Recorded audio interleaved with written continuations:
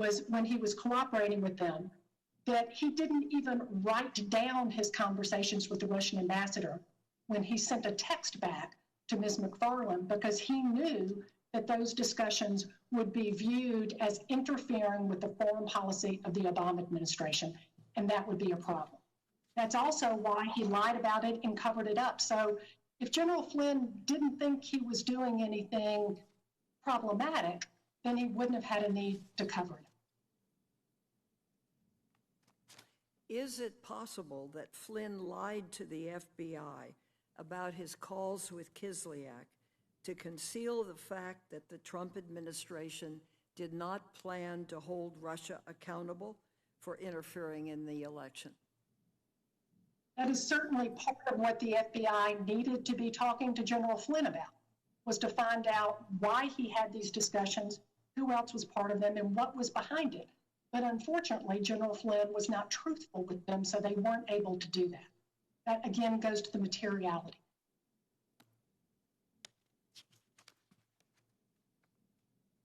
Inspector Horowitz confirmed that the Crossfire Hurricane investigation was opened at the end of July 2016, when the FBI was told by Australia, a trusted ally and intelligence partner, that the Trump campaign advisor, George Papadopoulos, had advance knowledge that Russia was planning to release stolen emails to harm Clinton and help Trump.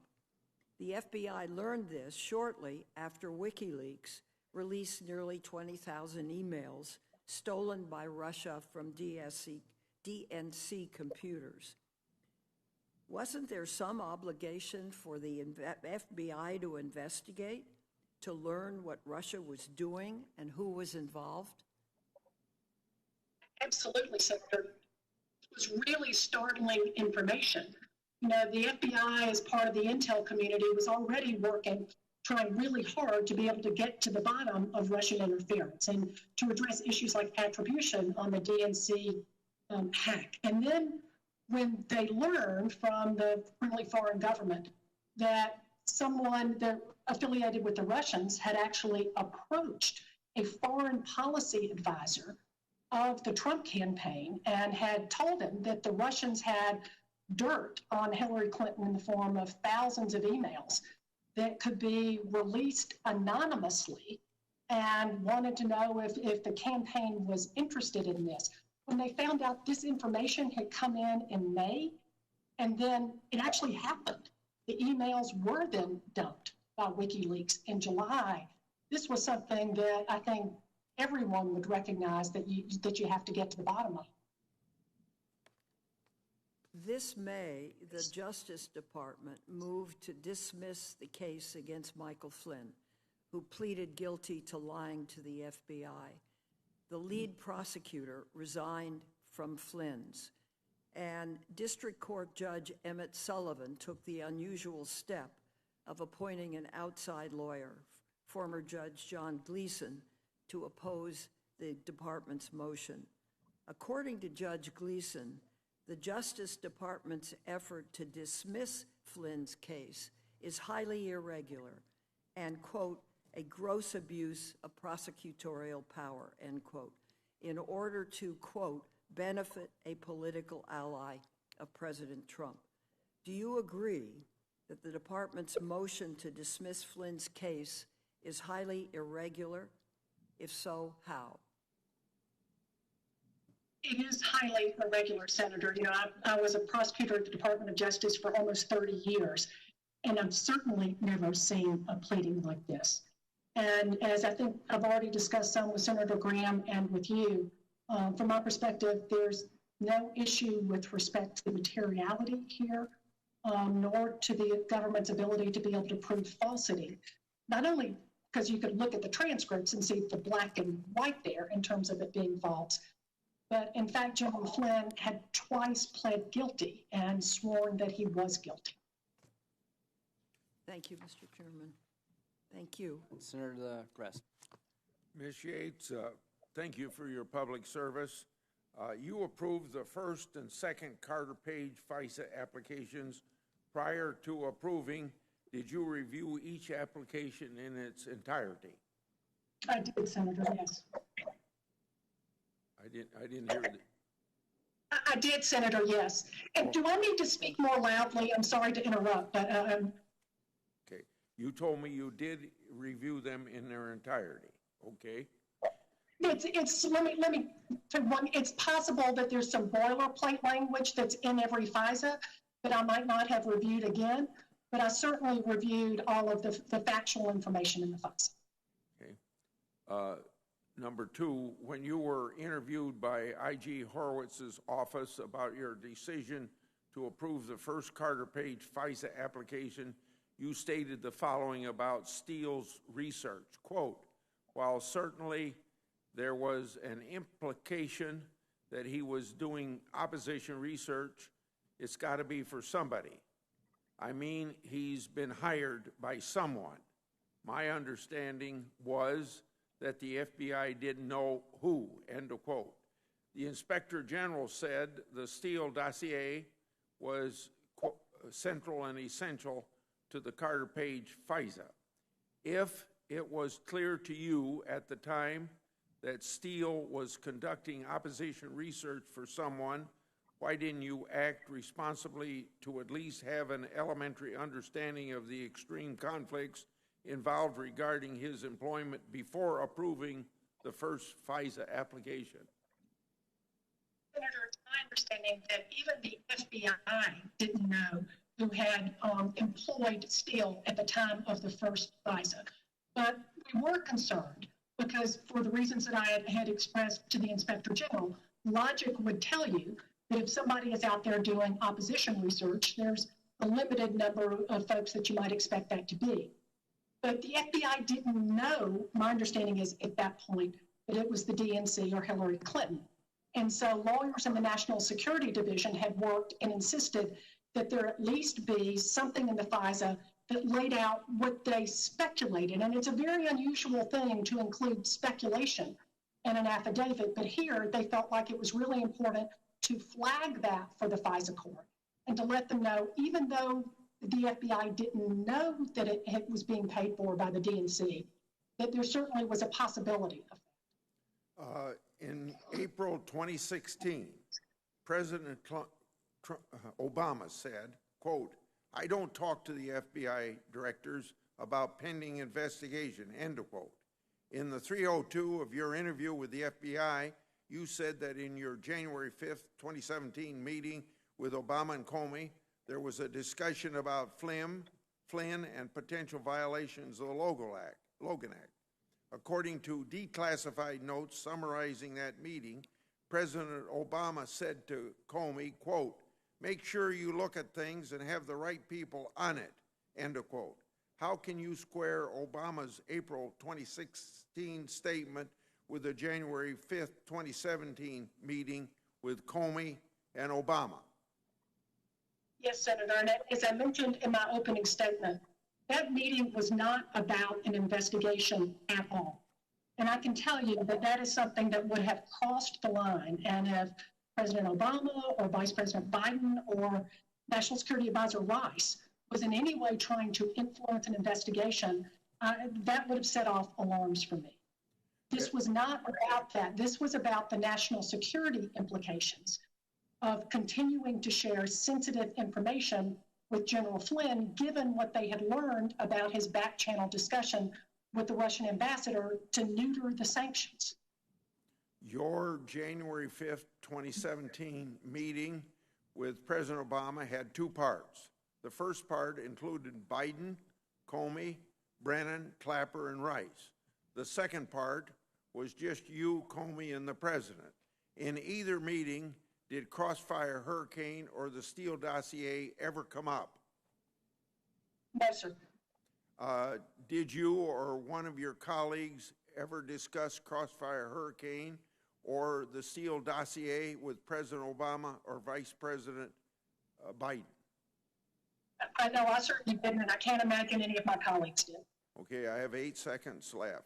Thanks to Attorney General Barr, material relating to Flynn has finally been released. Those records show the FBI planned to close the Flynn case in early January 2017 until Strzok interceded, that the FBI deliberately set Flynn up to prosecute him or get him fired, and that there was no derogatory information on Flynn.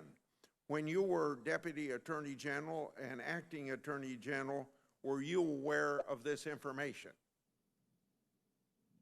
Not aware that they had planned to close the specific counterintelligence investigation on General Flynn.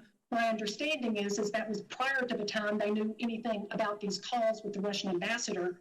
And I was operating under the impression that this interview of General Flynn was in the context of the broader Crossfire Hurricane investigation, that being trying to discern what the connections were between the Trump campaign and the Russians. Okay, thank you, Ms. Yates.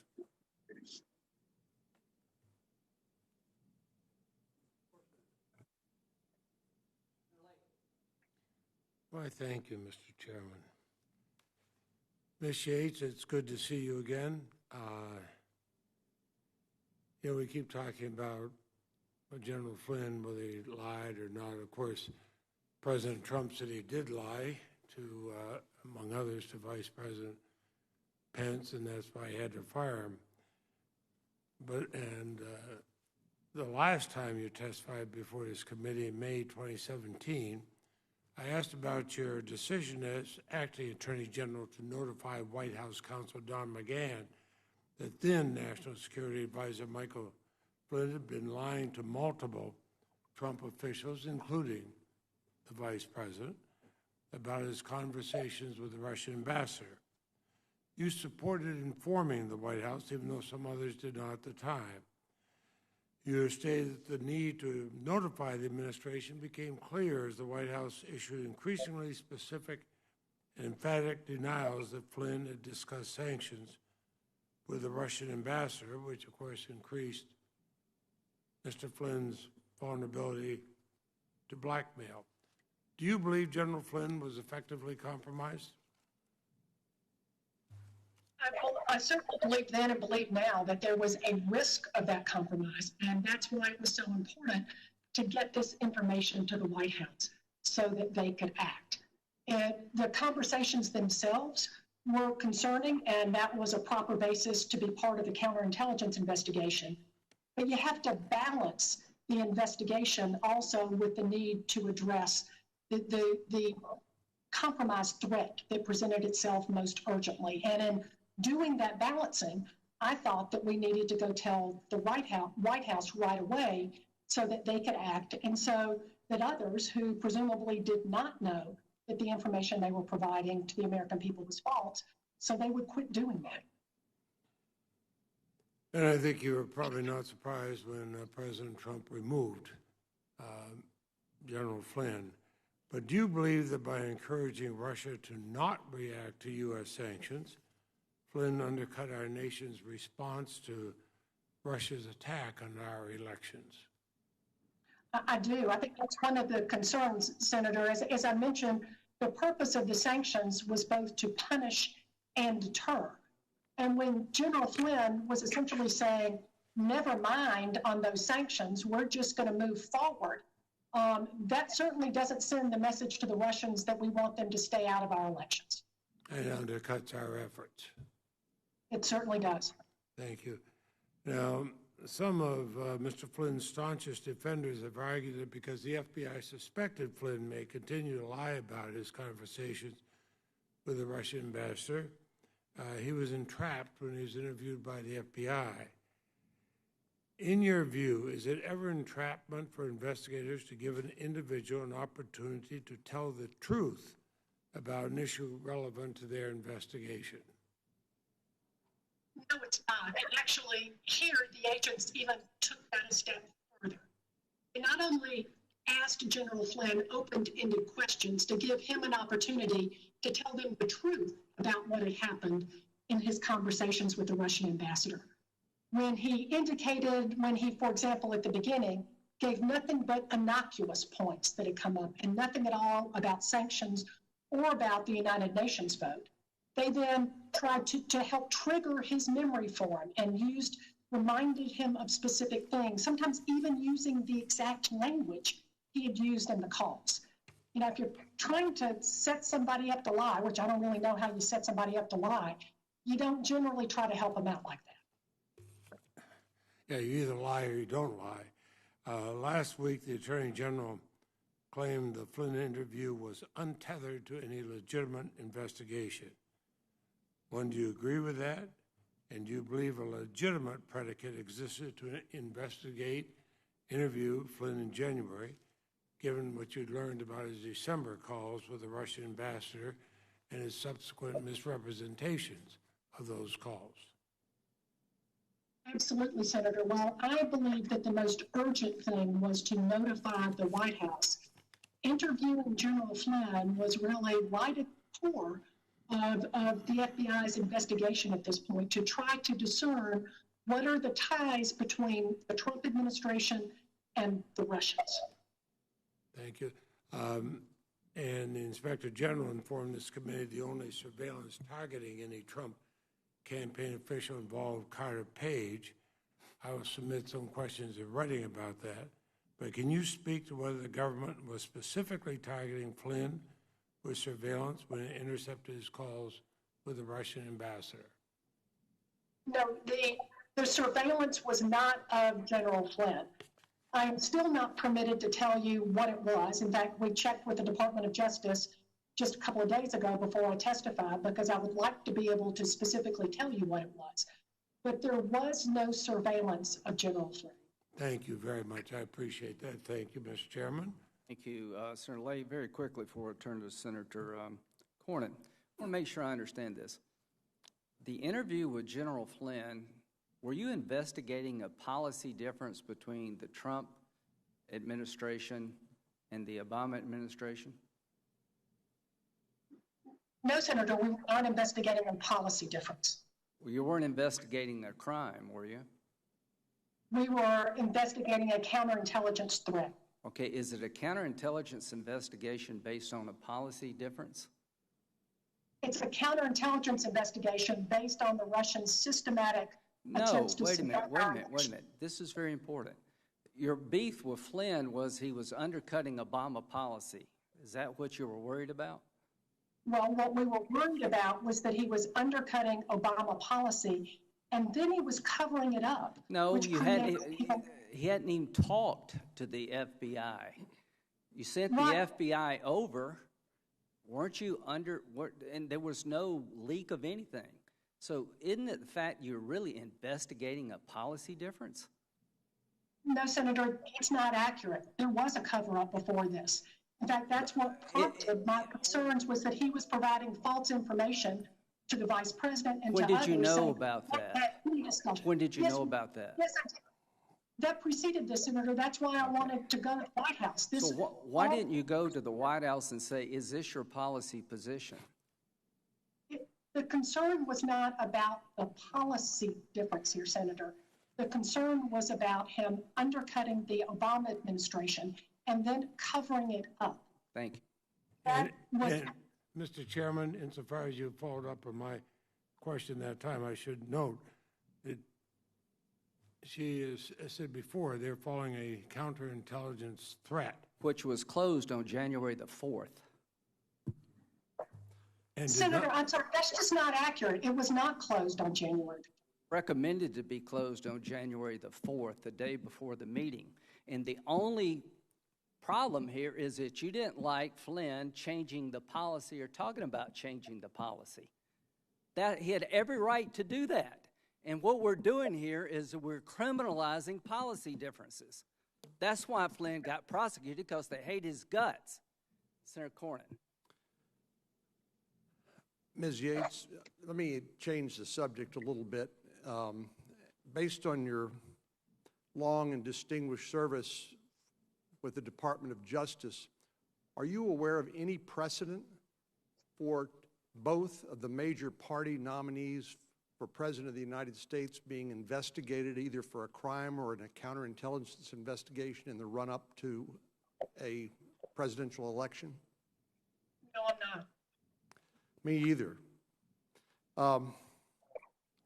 Let me ask you, During the investigation of Hillary Clinton over her email server, James Comey, the FBI director, had a press conference, as you know, on July the 5th, where he talked about the investigation, talked about derogatory information collected during that investigation, but yet said no reasonable prosecutor would prosecute that case.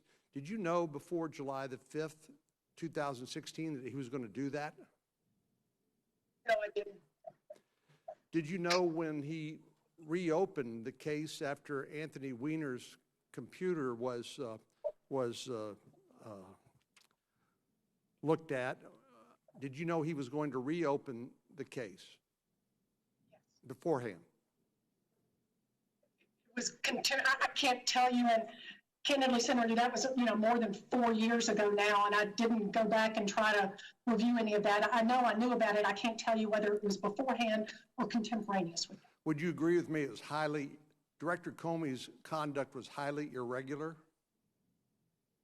I don't know how to characterize his conduct, Senator. You don't know how to characterize it, did it? He was the FBI director is a direct report to the Deputy Attorney General, correct?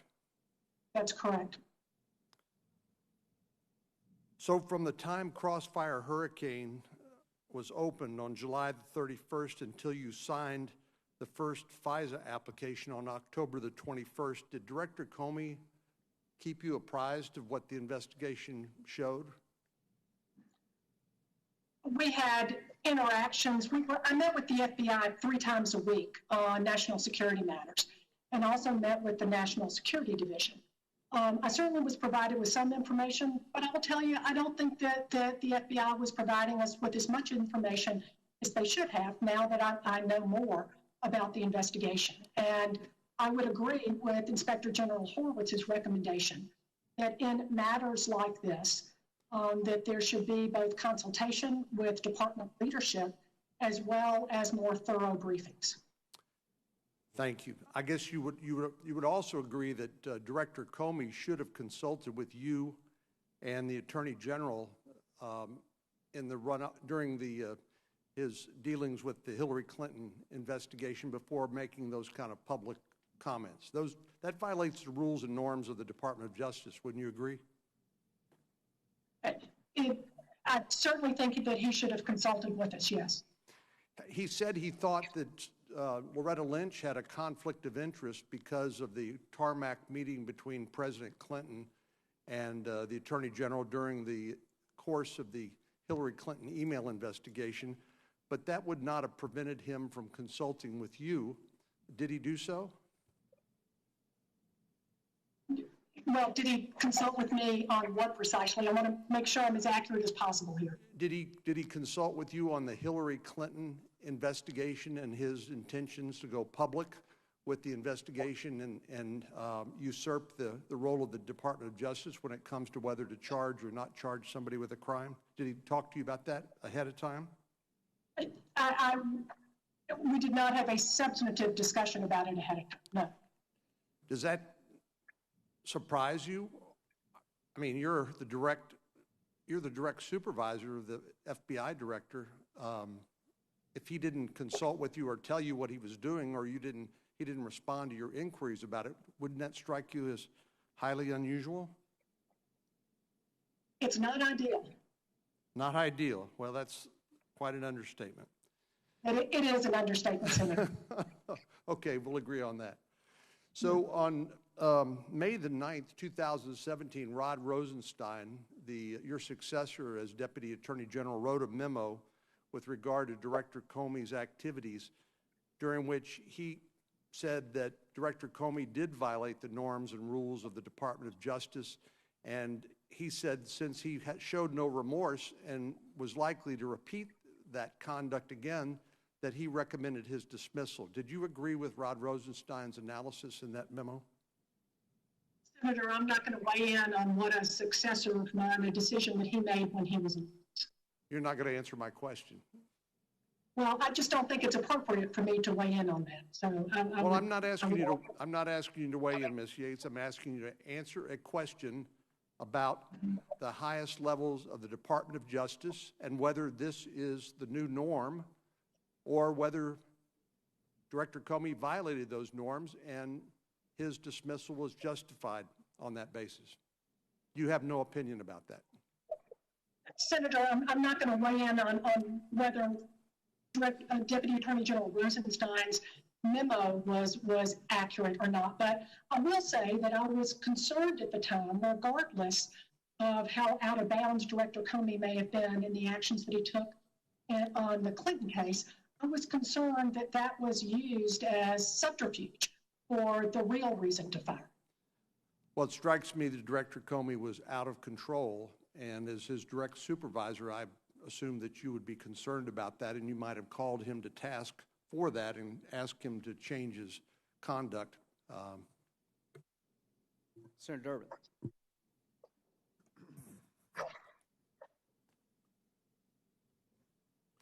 Ms. Yates, welcome back. Thank you. And let me congratulate you before I go any further. Today marks the second time during the Trump administration that you've testified before this committee. That sum of appearances equals the total number of times that Attorney General Sessions, Acting Attorney General Whitaker, and Attorney General Barr have appeared before this committee in their official capacity combined. So congratulations. We can't seem to bring the Attorney General here, but former Attorney Generals are always welcome. Thank you very much for being here. I'd like to ask for a moment for a reflection on Michael Flynn and ask about the following. Flynn apparently had suspicious contacts with Russia starting at least in 2015 when he sat next to Vladimir Putin at a dinner in Moscow. Flynn accepted payments from multiple Russian entities like RT, Kaspersky Labs, the Volga Airlines, and he failed to report these payments on his financial disclosure forms when he became National Security Advisor to President Trump. According to the Mueller report, during the 2016 campaign, Flynn worked with individuals who claimed to be in contact with Russian-affiliated hackers in an effort to obtain Hillary Clinton's emails. Flynn also signed a contract to work with the Turkish government during the campaign, and he lied about his work for Turkey on his Foreign Affairs Registration Act filings.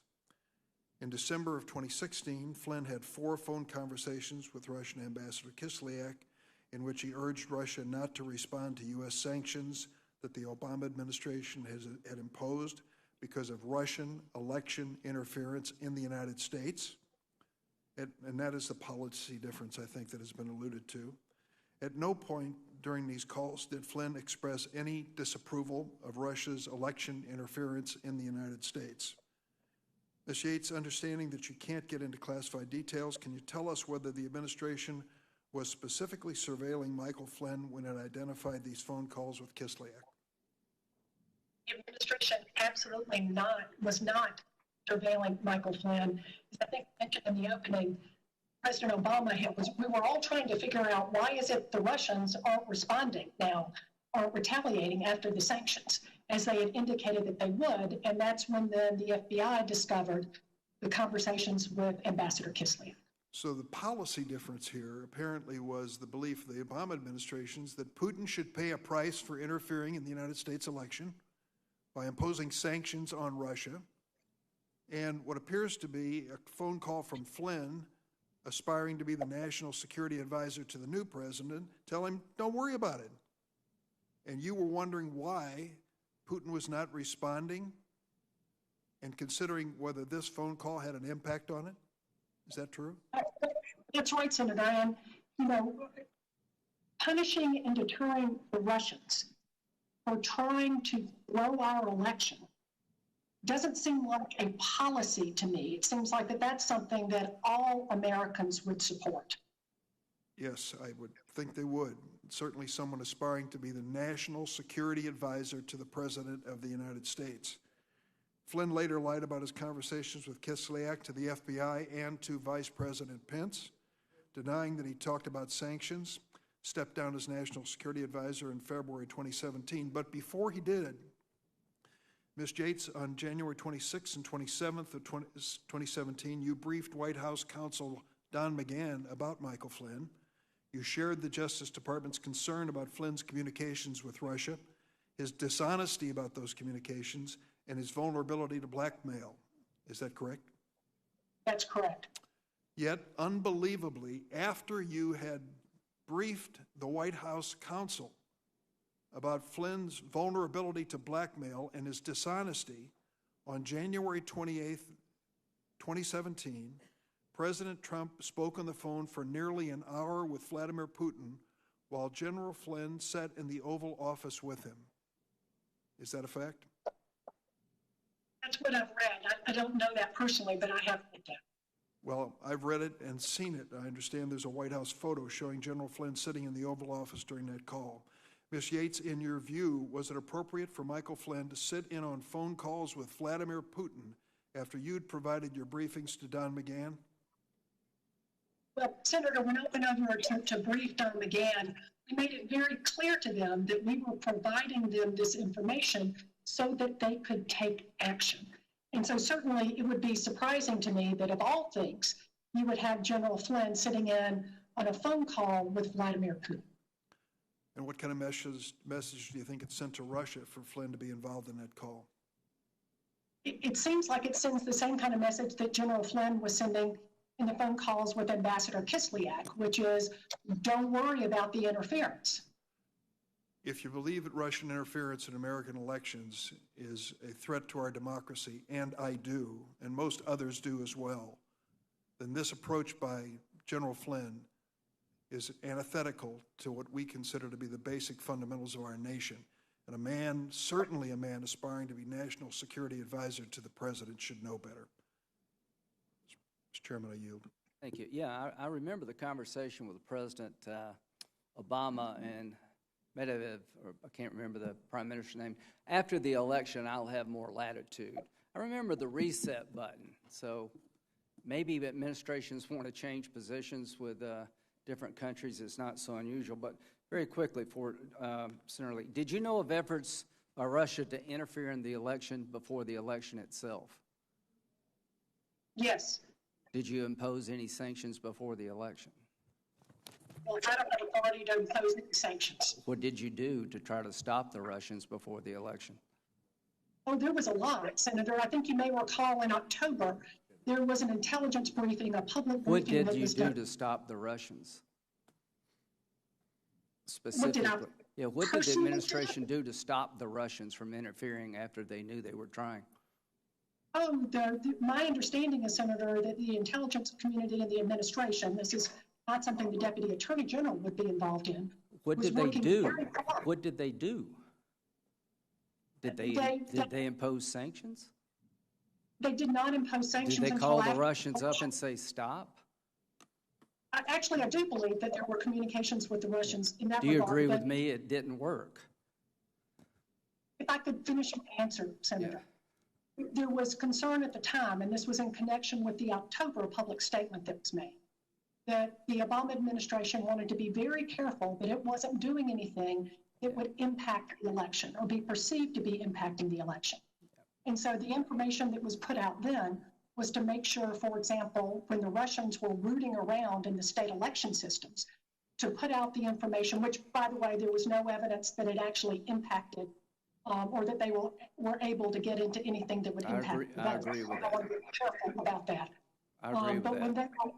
When they were rooting around in there, the Obama administration was contacting the states and trying to make sure that they understood they needed to shore it up. My further understanding is they wanted to make a bipartisan statement at that point, and there were folks on your side of the aisle that refused to participate. Yeah, but here's my point. You knew the Russians were up to no good, and you did nothing about it effectively. So we don't need a lecture from the Obama administration about being tough on Russia. You had plenty of knowledge, and apparently nothing happened. Senator Lee. Thank you, Mr. Chairman. Ms. Yates, while you were the Deputy Attorney General, was it your policy that both administrations should be treated equally? That is, would there have been any reason from a Department of Justice standpoint to approach an Obama administration official differently from a Trump administration official? No, Senator, we didn't. And in fact, we made that very determination when I was really insistent that we notify the White House about General Flynn, it was in part because I wanted to make sure that we were treating the Trump administration the same way that we would the Obama administration. Okay, so had that occurred here, what would that have consisted of? What would it have looked like had you treated an official from the Trump administration the same as you would have in the Obama administration? Who would have been notified before any of this could have proceeded? Well, when you say any of this, we did do the same thing. We did go to the White House and notify the White House counsel about what we had learned about General Flynn. What would have been different, though, is with respect, I'm not sure why my lights just went out. What would have been different is that with respect to the interview of General Flynn, from a protocol standpoint, I would have notified the White House counsel in advance before that interview. Okay. Did anything like that happen here? I mean, was anyone from the Trump team notified? Prior to the interview, no. That was one of my concerns about it, but this was a protocol issue, not a legal issue. Okay. But that was certainly something that would have been an irregularity. You've acknowledged then that the Obama administration treated the incoming Trump administration differently. The Department of Justice treated the incoming Trump administration differently than it would have the Obama administration. No, Senator, we were working really hard to make sure that we did not treat them differently. Yeah. I understand you were working hard to do that, but that wasn't, in fact, the outcome. The protocol was different. You deviated from the ordinary protocol. Well, the difference in the protocol here is that the FBI conducted the interview of General Flynn without a courtesy call to the White House counsel. Okay. When you told when you told Director Comey that there should have been a discussion about recording the interview, in raising these things with Comey, he responded with something like, "You can understand why I did this." To which, according to your 302, you responded no, and Comey responded he didn't want to look political, and that you, the 302 also notes that you were offended by that implication. Can you elaborate on this? Tell me why you were offended and what specifically offended you. Senator, as you probably heard me say too many times now, I was a prosecutor at DOJ for almost 30 years. I prosecuted public corruption cases as an AUSA, Democrats and Republicans. And the way we do our job, or did our job at DOJ, was that you don't consider political implications in making prosecutive or investigative decisions. And I was offended by Director Comey's implication that he would be perceived differently than I would. Got it. Let me ask you, was it irregular for agents to plan to attempt to, quote, get him to lie so we can prosecute him or get him fired before the interview, as stated in Bill Priestap's notes? Is that an irregularity? I'm sorry, Senator, I lost our Wi-Fi connection here, and all I heard was at the end, was that an irregularity? Yes. Would you mind repeating the question, please? For agents to plan to quote, get him to lie so we can prosecute him or get him fired. Well, certainly that's not an appropriate way for the FBI to conduct itself. I don't believe that that's what they did with respect to General Flynn. And I think if you read the 302, it's pretty clear. Is it irregular for Mccabe to have pressured General Flynn to appear without counsel? I don't really did pressure him to appear without counsel. All right. Just to make clear, I want to get to the bottom of what went wrong. How was a FISA application to surveil an American citizen and a major party presidential campaign approved with 17 significant errors and omissions? And no one knew until the Department of Justice Inspector General conducted an audit. An audit, by the way, that would have never been conducted had the surveillance not involved a staffer of a future president's campaign. Had President Trump lost in 2016, these significant errors and omissions would never have come to light, would they? Oh, I don't know that. Inspector General Horwitz, I've known him for a long time. he's a very thorough guy, so I wouldn't count on that necessarily being a different result then. Were you aware that agents were using information compiled by Christopher Steele at the request of the DNC at the time you signed either the initial Carter Page FISA application or the first renewal? I was not aware that the DNC was funding it, but I think we suspected that there was a chance, but we did not know that to be a fact. And in fact, the Inspector General did not identify that as an error, which, by the way, not to quibble here, there were 7 errors, not 17, and the FISAs that I signed, but 1 error is too many. Mr. Chairman, if I can ask one more brief question. Were you aware of the concerns with the reliability of the information that was provided by Christopher Steele and what we now refer to as the Steele dossier before signing either the initial Carter Page FISA application or the first renewal? No, I wasn't, Senator, and I think a lot of those concerns come from the interview of the subsource that took place after I signed both the original and the first renewal. Thank you, Mr. Chairman. I see my time's expired. Senator Whitehouse. Thank you. Ms. Yates, let me ask you a couple of, I think, pretty simple questions, if you could hear me out here. The first is that the sort of origin story here is a telephone call between Ambassador Kislyak and General Flynn. You became aware of that in the course of regular counterintelligence activities, correct? That's correct. Were you surveilling General Flynn, or were you surveilling Ambassador Kislyak? I can tell you what we were doing, and that is surveilling General Flynn.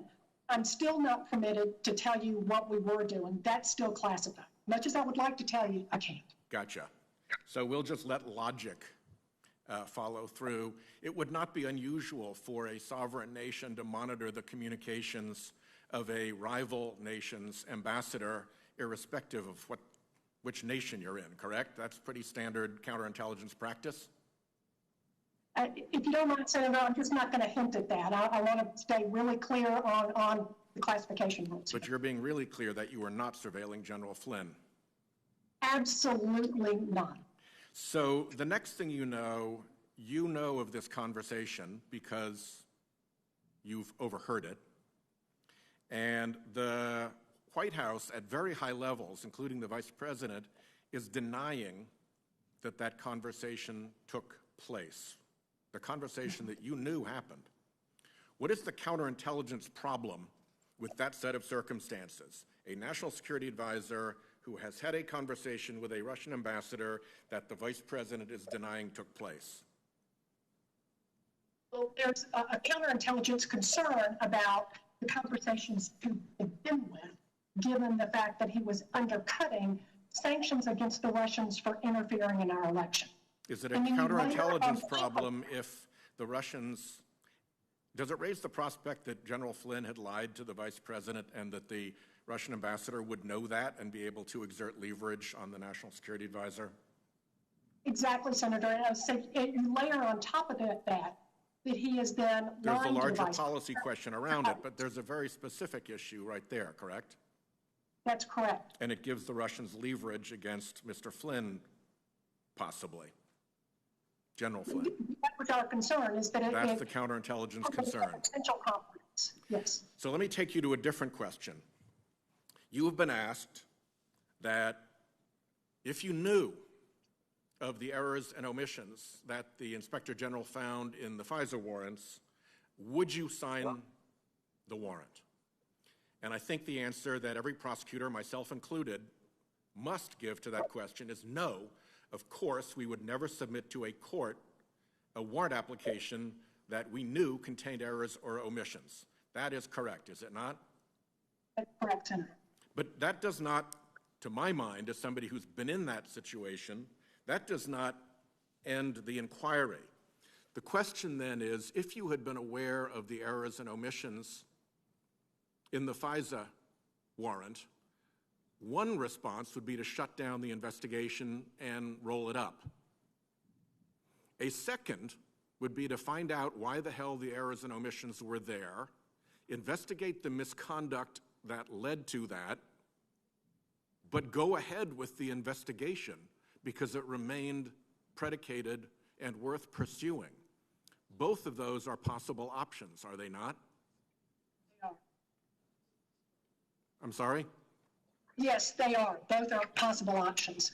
And in As fact, well as- if we were in a situation in which any error or omission in a warrant affidavit ended the underlying investigation, a lot of criminal conduct and legitimate investigations would be improperly brought to a premature conclusion, correct? That's true. I'm sorry, say it again, we're not... Yes, I'm sorry, that's true. And that's pretty standard prosecutor 101. If there's something that you think might be wrong with a warrant that you're being asked to sign, you get that fixed, but you don't necessarily end the investigation, correct? Right, and you need to find out whether there is other evidence and other information that would support the. But you would also want to get to the bottom of why it was you hadn't been told. No, the correct. You do an information. internal investigation to try to get to the bottom of why you were presented a warrant application with errors and omissions. But my point is a very simple one. That does not mean the end of the investigation necessarily. In fact, this is not necessarily uncommon. You solve your problem and you go ahead with your investigation if it's properly predicated and justified, correct? That's correct. Thank you. And on a stroke of bipartisanship, I agree with everything you just said. That's exactly the way it should work. And I want to let Ms. Yates know that I have no doubt that when she signed the application, she did so in good faith, relying on information to be truthful, and that she would not have defrauded the court, and I have no belief that she did. Who next? Mr. Hawley, Senator Hawley. Thank you, Mr. Chairman. Thank you, Ms. Yates, for being here. Why don't we just pick up right there? Because the chairman says that he has no doubt that you had no intent to defraud the court. I noticed when Mr. Rosenstein was here before this committee, I'm sure you saw his testimony or read it a few weeks ago, he said that he couldn't be to blame or otherwise be held accountable for the falsified FISA applications, the many material misstatements of fact, because he just relied on the representations that were made to him. So we're left wondering, I mean, who exactly is responsible here? It seems that nobody's really responsible. Somehow or another, a federal court, a secret federal court, was actively misled, lied to, and presented with falsified evidence, but nobody in the chain of command is to blame. So let me just ask you about your own responsibility. Did you actually read these FISA applications? I did. You did? That's your testimony Yes. today? I You told the Inspector General that you had no recollection, actually, of reviewing renewal application number 1. Is your testimony today different? No, I think what I told the Inspector General was I didn't have a specific recollection of sitting at my desk and asking questions about it, but I most assuredly reviewed it. You said that you did not have any specific recollection of reviewing renewal application number 1, but today you say you did? That's great if you did, because I'd like to ask you some more detailed questions. I just want to get clear on this testimony. Yes, I did. Interesting.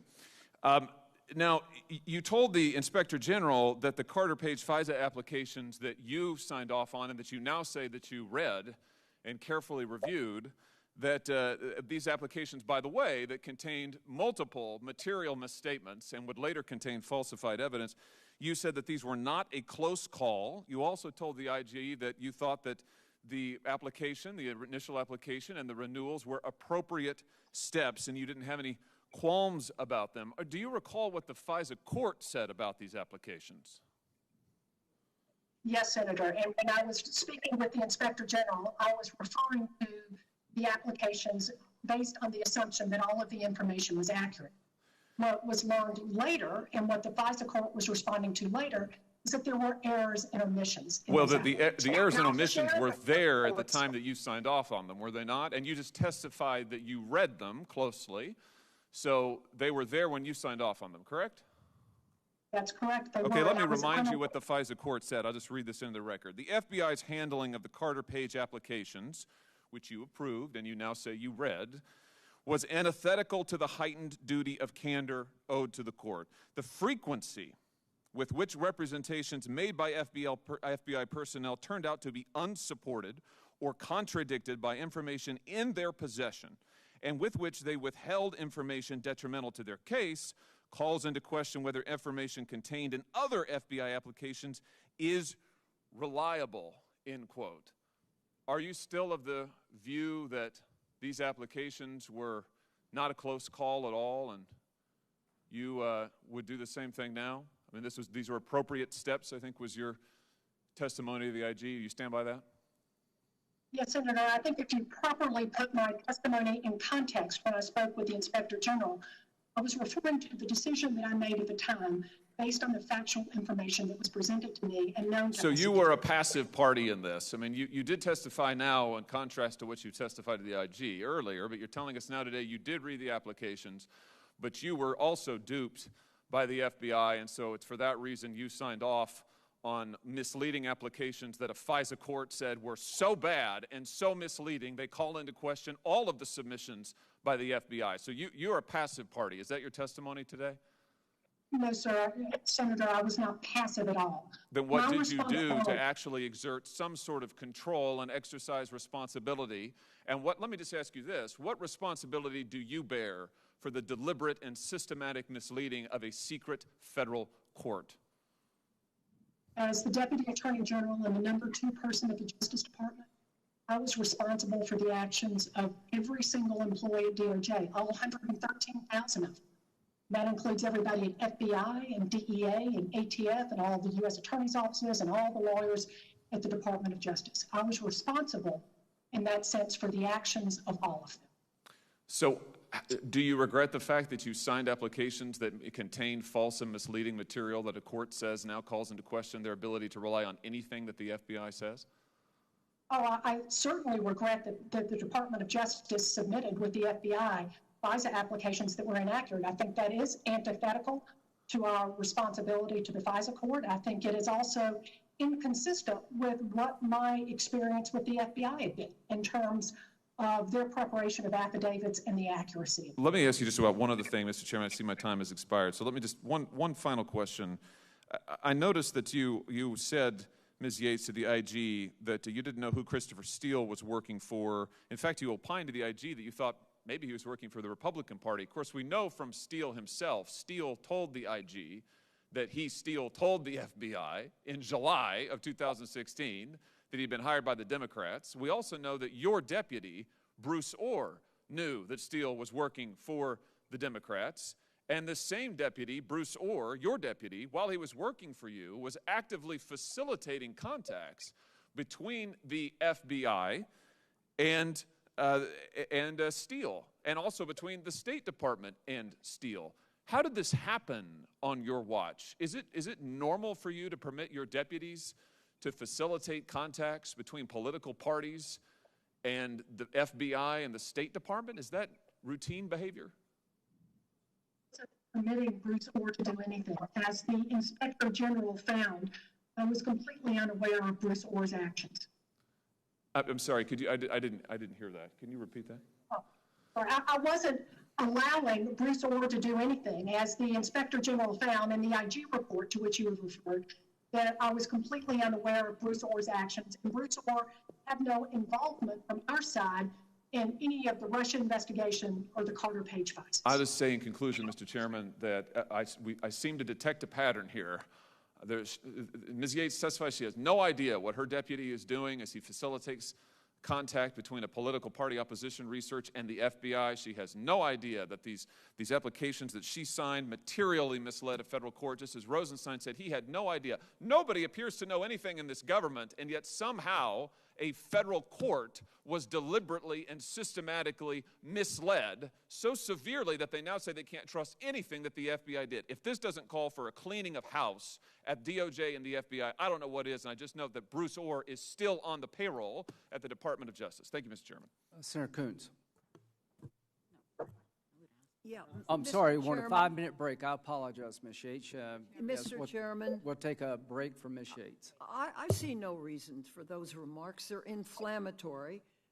I think the witness ought to be able to respond if she chooses to. She certainly may, and let me just get my 2 cents worth. I don't think they're inflammatory at all. I think it's the truth. Bruce Orr is apparently going rogue.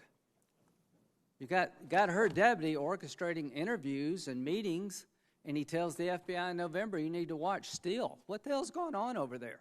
I don't think why we're doing this. I don't. Since my remarks are the ones that are just challenged, Mr. Chairman, I'll just say with all due respect, we have a deliberate and systematic misleading of a federal court here. I don't think you can say anything more inflammatory than what the federal court itself said when they issued an incredible statement. I've never seen a federal court, let alone the FISA court, issue, saying that they now had no confidence in any of the submissions of the FBI based on the level of lying. Well, everybody's to blame and nobody's to blame is the problem we have. We'll take a 5-minute break and we'll let her respond.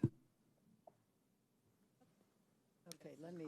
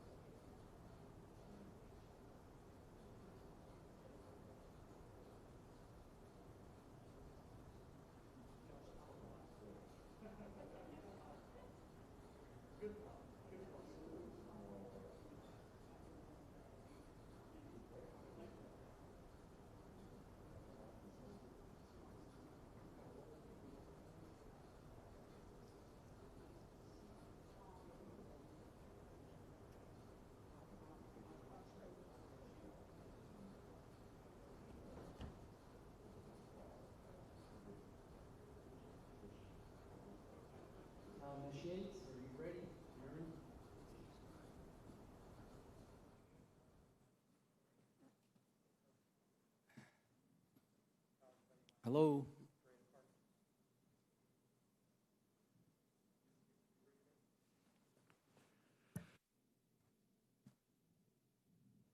Mr. Chairman, Yes, sir. while we're waiting, if I could make one point, because I've been in the shoes of Ms. Yates, both as the Attorney General of Rhode Island, which is one of the 3 states with full criminal jurisdiction in the Office of Attorney General, and a statute that requires the Attorney General personally to get wiretap authorization from the presiding justice of the Superior Court, and as a U.S. attorney who led undercover public corruption and other investigations that involved wiretaps. I have done this a lot. And I viewed my role in those approvals as making sure that the wiretap application was consistent with the criminal statute that we were trying to prosecute, that it was relevant to that. You weren't an investigator, you were just making sure the material complied with the statute. Correct, and that you were I think that probably is the role of her we and Mr. very Rosenstein. often took for, as an established fact, that the FBI agent or the state police officer who filed the affidavit was telling us the truth. I couldn't agree with you more. It is not customary prosecutorial practice to do an inquisition or a review of every factual statement made by an FBI agent or a state police officer in preparing a warrant. If you have the slightest hint that something is wrong, you definitely pursue that. But the focus is more, does this warrant fit the criminal case that we are making? And that is the nature of the review at that level. And you would hope that the factual stuff would be sorted out before it got to the Deputy Attorney General. I think that is a fair rendition of the way the system plays out. And I know people are frustrated about accountability, but I think Rosenstein probably did what you're talking about. I think Ms. Yates did the same thing. Ms. Yates owns accountability for this by virtue of her position, having overall I agree with responsibility. you. I agree. But that's a different specific question. And I'll just state for the record, I don't believe Rosenstein or Ms. Yates intentionally submitted false information to the court. With that, Senator Klobuchar is next. Thank you very much, Mr. Chairman. And Ms. Yates, there you go. Okay, good. That's Ms. Klobuchar. To see you, Ms. Yates. Yeah, I want to take a moment, having been listening to the last questions, I want to take a moment to actually thank you for your dedicated service to our country. I have spent some time in your state of Georgia and know how respected you are from your time as U.S. Attorney on both sides of the aisle, and also all that you did is such an example for career employees in the Justice Department, because that was you, and you've spent your career working on justice. And so I want to thank you for that, and don't want the people watching this hearing to have a different impression of you, who I greatly admire.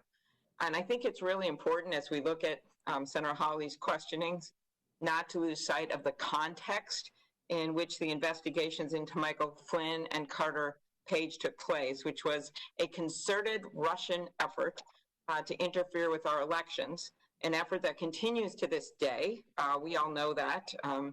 Many of us, it's been public, and we recently had some classified briefings that I can't go into, but we know this is continuing. As Deputy Attorney General, you received and reviewed intelligence about Russian interference in our 2016 election and helped to coordinate the response. What was your understanding of that attack, which, by the way, has been verified by Trump intelligence officials, people that were appointed by this president, including Dan Coates, the director of intelligence, who once said that they were emboldened and getting bolder, including Christopher Reyes said similar things. Has the United States ever confronted a coordinated effort by a foreign power of this magnitude to interfere in our election? Well, first, let me thank you for your very kind words, Senator Klobuchar. I really appreciate that. But secondly, your point is actually spot on.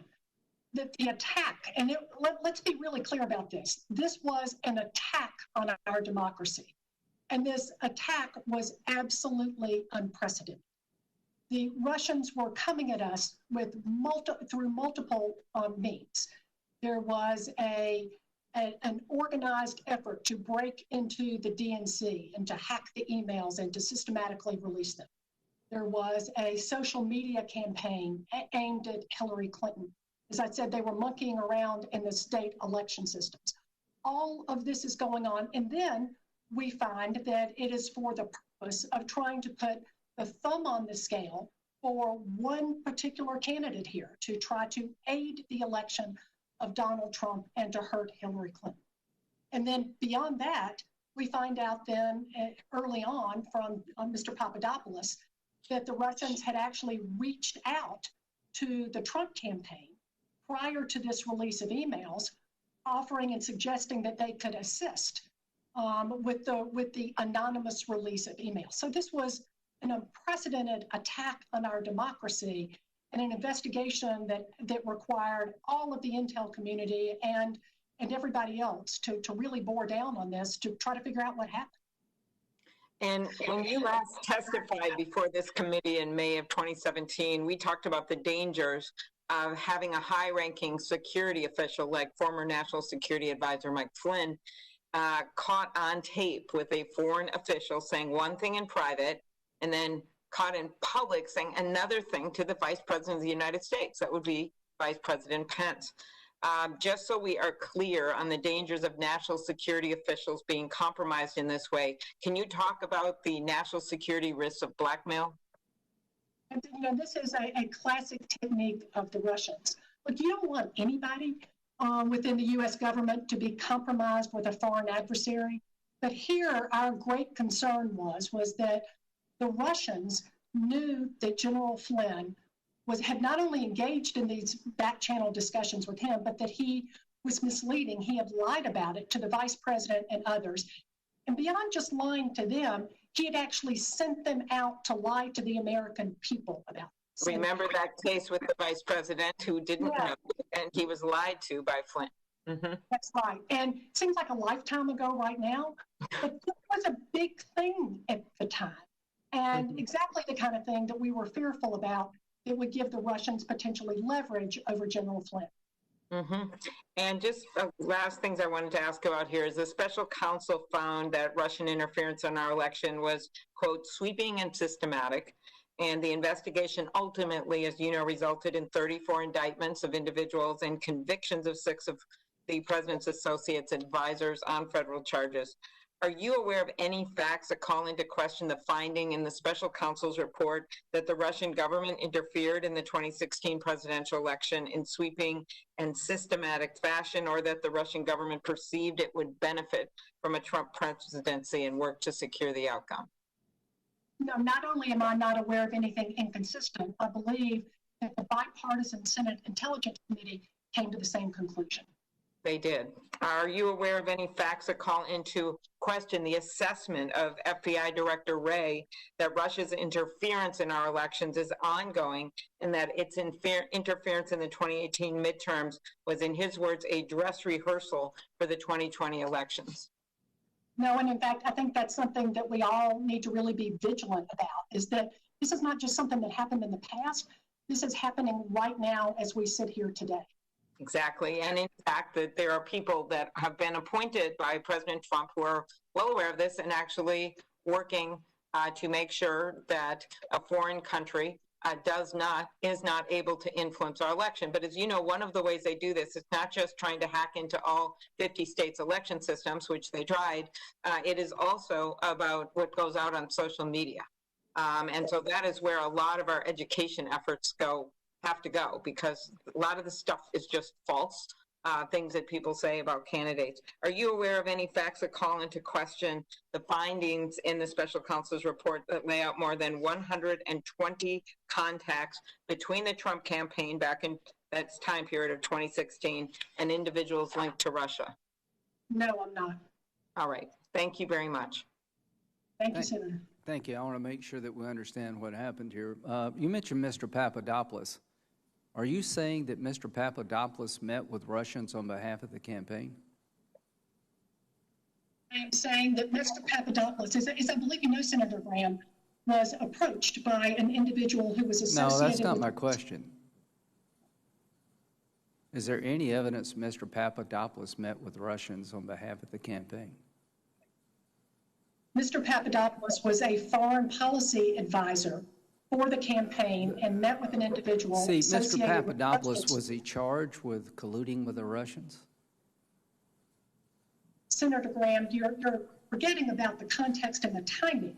No, what Mr. I don't want to Papadopoulos. do, with all due respect, is that the Mueller report is out, nobody got indicted, and we're not going to go after these people twice and suggest that they're treasonous, because in the Papadopoulos transcribed interviews he didn't know about, he said to work with the Russians would be treason. I would never do that. I just don't want to bring these people back up and suggest they did something they didn't do. Senator Tillis. Senator, I did not mention treason with Mr. Papadopoulos at all. And as I think you know, well, yes, when he talked to a confidential human source, he denied this, but we now know that the information that he provided to the foreign intelligence official in August was absolutely correct. He was getting Is he a information. Russian agent? Was he a Russian agent? He was connected with Russian intelligence. Really? Man, that's a new revelation. Senator Tillett. Thank you, Mr. Chairman. Ms. Yates, one thing you may want to do is pull up a little bit closer to the mic if you can. We're hearing you, but I think we're straining to hear. In response to some of Chair Graham's questions and Senator Cornyn's questions, you characterized Comey. I think you said that when Senator Graham used the word rogue, you said that's a word you could use. And Senator Cornyn's discussion with you, you said that there was certainly a violation of some of the rules of the norms, and some of the behavior of those involved in the investigation was not ideal. Now, what about Mr. Orr? Could we use similar words to describe Mr. Orr's behavior over the course of this investigation? Well, and let me clarify one thing here, because I think it's important that we be accurate. I said that Director Comey's decision to go interview General Flynn without coordinating that interview with us could be characterized as rogue. I was not characterizing Director Comey generally as rogue. So I think it's important to be accurate and fair there. Now, with respect to... Go ahead, Ms. Yates. On Mr. Orr. On Mr. Orr, just in terms of his behavior, I know back in November of 2016, he was apparently aware that Steele was desperate to prevent President Trump from being elected. Was that information shared with you in the intervening days or weeks? I'm sorry, didn't mean to interrupt you. No, none of that information was shared with me. No. And I don't think that Bruce Orr should have been having those conversations without telling us at the Justice Department about it. Yeah. You've been you were in the Department of Justice for 27 years, and thank you for your service. If you take a look at, I'm not an attorney, I'm not a prosecutor, but I have read Horowitz's report. Does any of that just make you angry with the lack of what I consider to be professionalism? These folks that were involved in this investigation are highly trained and educated. Is it fair to say that there weren't any rookies put in a position to provide you with evidence or provide you with information to make a decision? Well, I would certainly agree with you that the errors and omissions here were totally unacceptable. Yeah, so I'm sorry, Mr. And honestly, I think a lot of people are interrupting you. It has to do with delay and the fact that we're virtual, so I apologize for that. But, you know, it just seems to me the cynic in me makes it hard to believe when they knew what they knew about the credibility of the Steele dossier, that they wouldn't think that that's important to bring up the chain of command when you're making critical decisions. Is that something that you feel like anybody in that whole process, anyone, whether they were working for you or around you leading up to information that you were acting on, it seems to me that some of these people should have been disciplined or fired. Do you agree with that? Well, look, I don't know what is going on within the FBI and their internal discipline process, so I can't speak to that. But I can say that I believe that this information should have been provided to the lawyers in the National Security Division who were working with them on the FISA applications. I don't there's any doubt about it. But just getting inside, I'm sorry, go ahead, Ms. Yates. But I also trust Inspector General Horwitz's conclusion that he did not find any evidence that any of these agents were acting with bias or any kind of political motive. You know, when I looked and read the Horwitz report to try to figure out, even though I was no longer in office anymore, what went wrong, what you seem to have are agents who superimposed and used their own judgment for what was material or what was exculpatory, and decided then what they would provide to the lawyers in the National Security Division. And that's not how it should work. They should be giving all of that information to the lawyers in NSD so that those lawyers can make that determination. Ms. Yates, could you at least understand if you combine some of their actions, their errors and omissions, and some of the personal communications between some of those involved, why a skeptic would maybe find it hard to believe to take a generous view of it just being an honest mistake? Well, Senator, the Inspector General reviewed over 1 million documents. I believe he did over 170 interviews. So I think he's in a better position than I am to be able to answer that question. And he found, again, that there was no evidence of bias or a political motive. Ms. Yates, do you believe the DOJ has ever really been or do you believe the DOJ can actually charge someone under the Logan Act? Can it?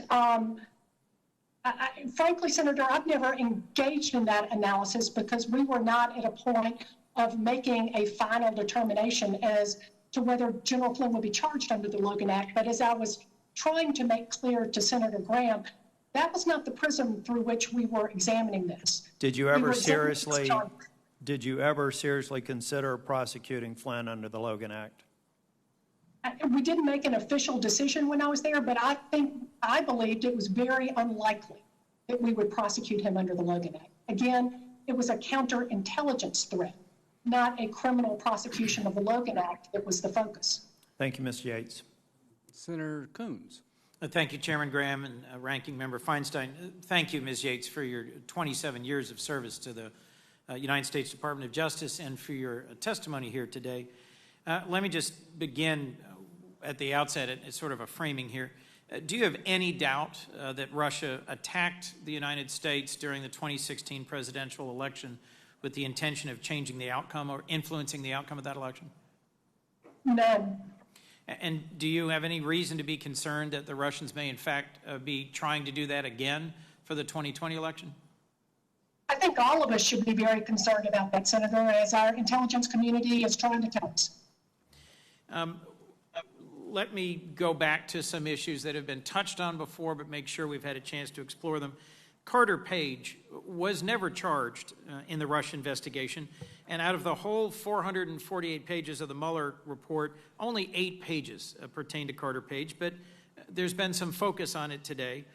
So just tell us briefly, if you would, when did you learn of the errors in the Carter Page FISA application? Long after I left office. And when that FISA application reached your desk as Deputy Attorney General, after several layers of departmental review, what were you looking for? When you reviewed that, what were you looking for? And what was appropriate for you to be looking for? Thank you for that, Senator, because I would like to explain what the process is for FISA.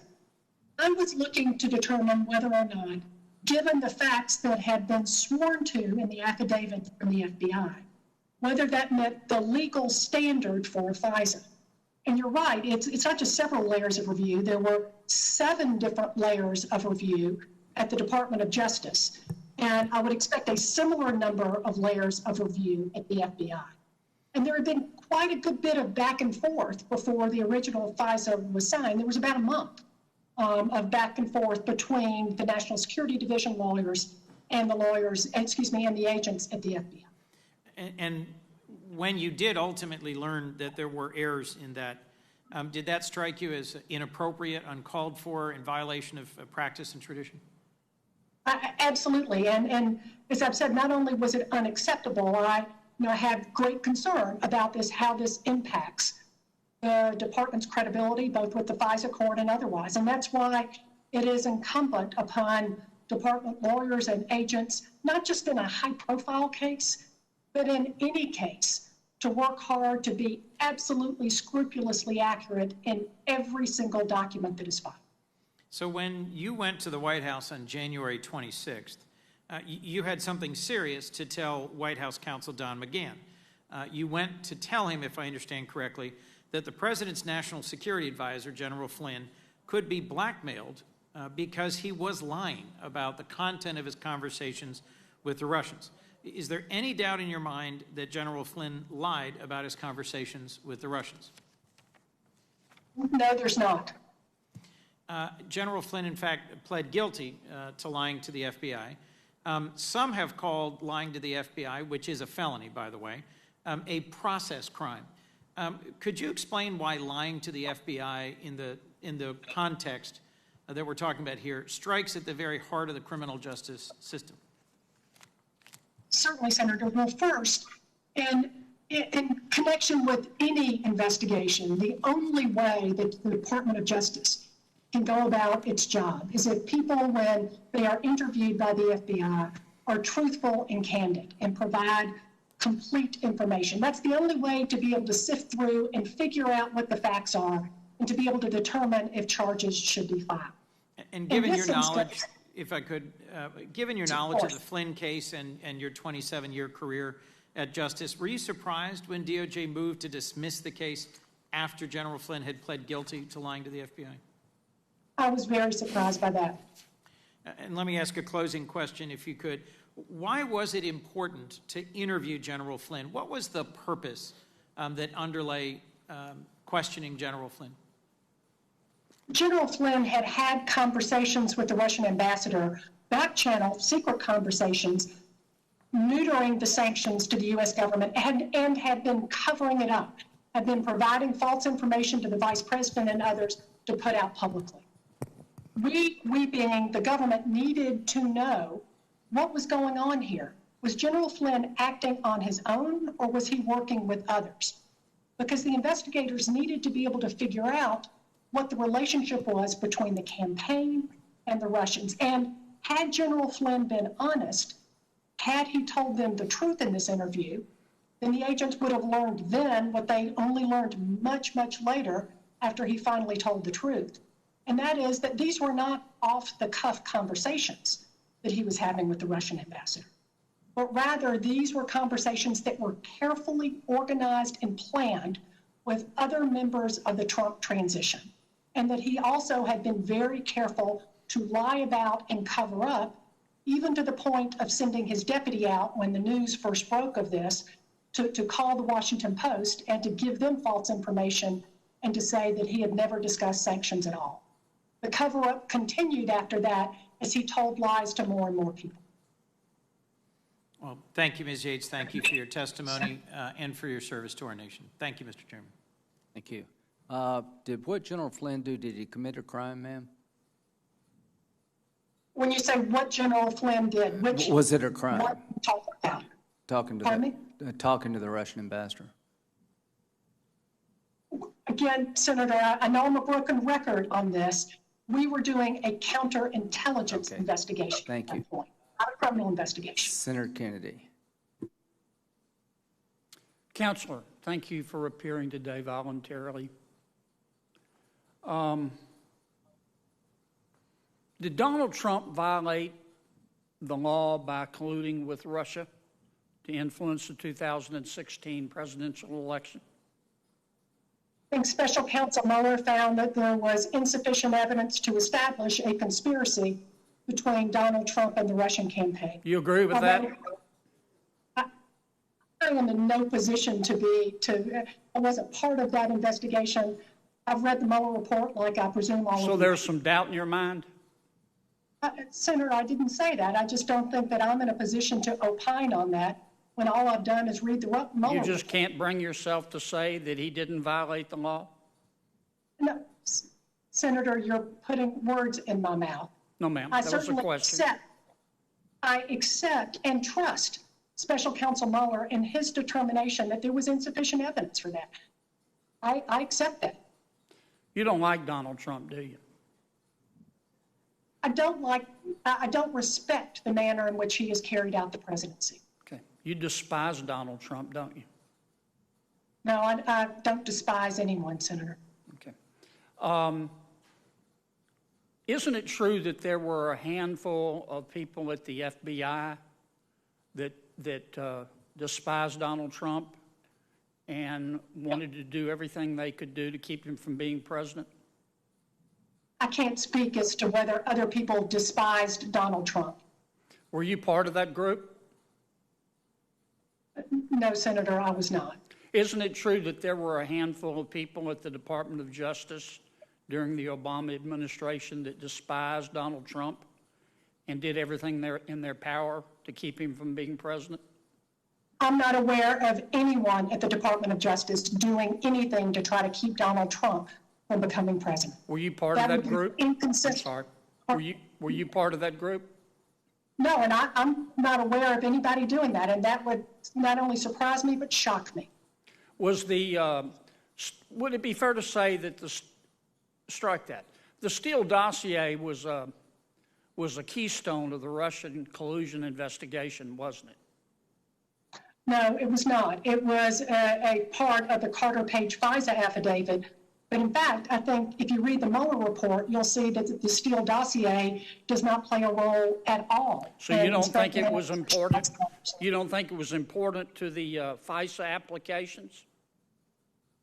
As I just said, Senator, yes, with respect to the FISA applications in Carter Page. But your question was not that. Your question was with respect to Special Counsel Mueller's investigation. All right, fair enough. Let me be sure I understand you. Was the Steele dossier critically important to the FISA applications? Yes, it was. There was information with respect to Carter Page. Not to cut you off, but I've only got 5 minutes, and I think we can agree on this. The Steele dossier was junk, wasn't it? The Steele dossier when you say junk, I don't really know how to describe that. Well, what did you think about it? You thought it was true? You think it's true? Senator, there's information that was in the dossier that certainly is called into question now. I haven't been at the Department of Justice. Well, no kidding. May I finish my answer, please, Senator? Sure, I'm sorry. You're right. I apologize, Counsel. Thank you. Thank you. Go ahead. My question was, isn't it a fact that the Steele dossier is junk? I think that there is certainly evidence now that there was not at the time that calls into question the reliability of many portions of the Steele dossier. Okay. Did you check to see if it was junk? It was junk before you signed off on the FISA applications? Senator, the affidavit that was provided by the FBI sets forth the factual basis, and we rely upon the FBI to be the fact finders. So you didn't independently check? No, Senator, I did not independently fact check, and I'm not exactly sure how I would go about doing it. Let me be sure I understand. You signed off on 2 of the applications. You're asking for permission to surveil somebody who is close to a candidacy for the President of the United States in one instance, and in the second instance actually was the President of the United States. And you took no independent steps to see if the Steele dossier was accurate. Is that your testimony? Senator, I'm sorry, I'm not following your question when you talk about who was the let me try to be clearer. The Steele dossiers was critical to at least several of the FISA applications, one of which you signed off on. You said let me finish my question. You said that the Steele dossier, with hindsight, may not have been completely accurate. You're investigating a President of the United States, and you didn't check to see if it was accurate? Let me put it another way. Let's suppose my staff came to me tomorrow and said, we have a We have evidence that Chairman Graham is colluding with China to influence the presidential election. And I say, okay, what's the basis of that? White House. And they say, we have a reliable source that we can trust, and we want you to call him out. And I go out and call him out with verifying the reliable source. Am I not like a rock, only dumber? Isn't that what you did? No, that's not at all what I did, Senator. First of all, the FISA Well, here then tell was me every step you took to verify the veracity of the Steele dossier, which was junk. You didn't do anything, did you? Let me ask you one last question. Yeah. If I could get a chance to answer your question. Yes, ma'am. Go ahead. Wait a minute, Mr. Chairman. Accusations are being made. Sure. The witness should have an opportunity to respond. I agree. You may respond. Thank you very much. I think, Senator, you were implying here that this FISA application was on Donald Trump. As we all know, the FISA application was not on a candidate or president. It was on an individual who was formerly with the campaign, was not a current member of the campaign. Secondly, with respect to the process, the FISA process is such that the FBI, as I've indicated to you, is the fact finder. They have the files. They engage in what's called a Woods process, where they are required to document that every single fact in the affidavit is accurate and that they can trace it back to a specific place in the FBI files that establish that. A problem I think that the Page FISA process has revealed is that just because there is a fact in the FBI files that establishes, or a document that establishes that fact, there were also inconsistent facts that apparently were not included in that affidavit. Lawyers in the National Security Division spent a lot of time working with the FBI in putting together the affidavit and the application here. But they necessarily must rely upon the FBI, who are the fact finders in this, to be certain of the accuracy. And in fact, that's exactly how the FISA application is set up. It is the FBI agent. Mr. Chairman, I'm confused. Listen, Could you just tell me every step you took to verify the accuracy of the Steele dossier?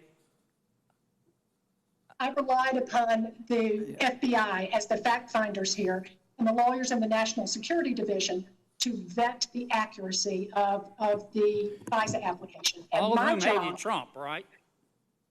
No, Senator, they did not hate Trump. Well, if I may. And I have to say, I have to speak up here for the career men and women of the Department of Justice. You know, there were... Oh, I'm not talking about all the career men and women. I think you and your colleagues have tarnished the reputation of the FBI. So, if I may, we'll go to the next witness. Am I out of time, Mr. Chairman? Barely, Okay. Just a second.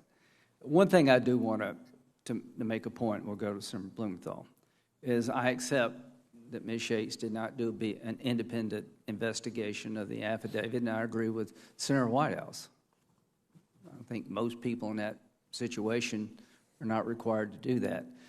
But I do want to ask one question.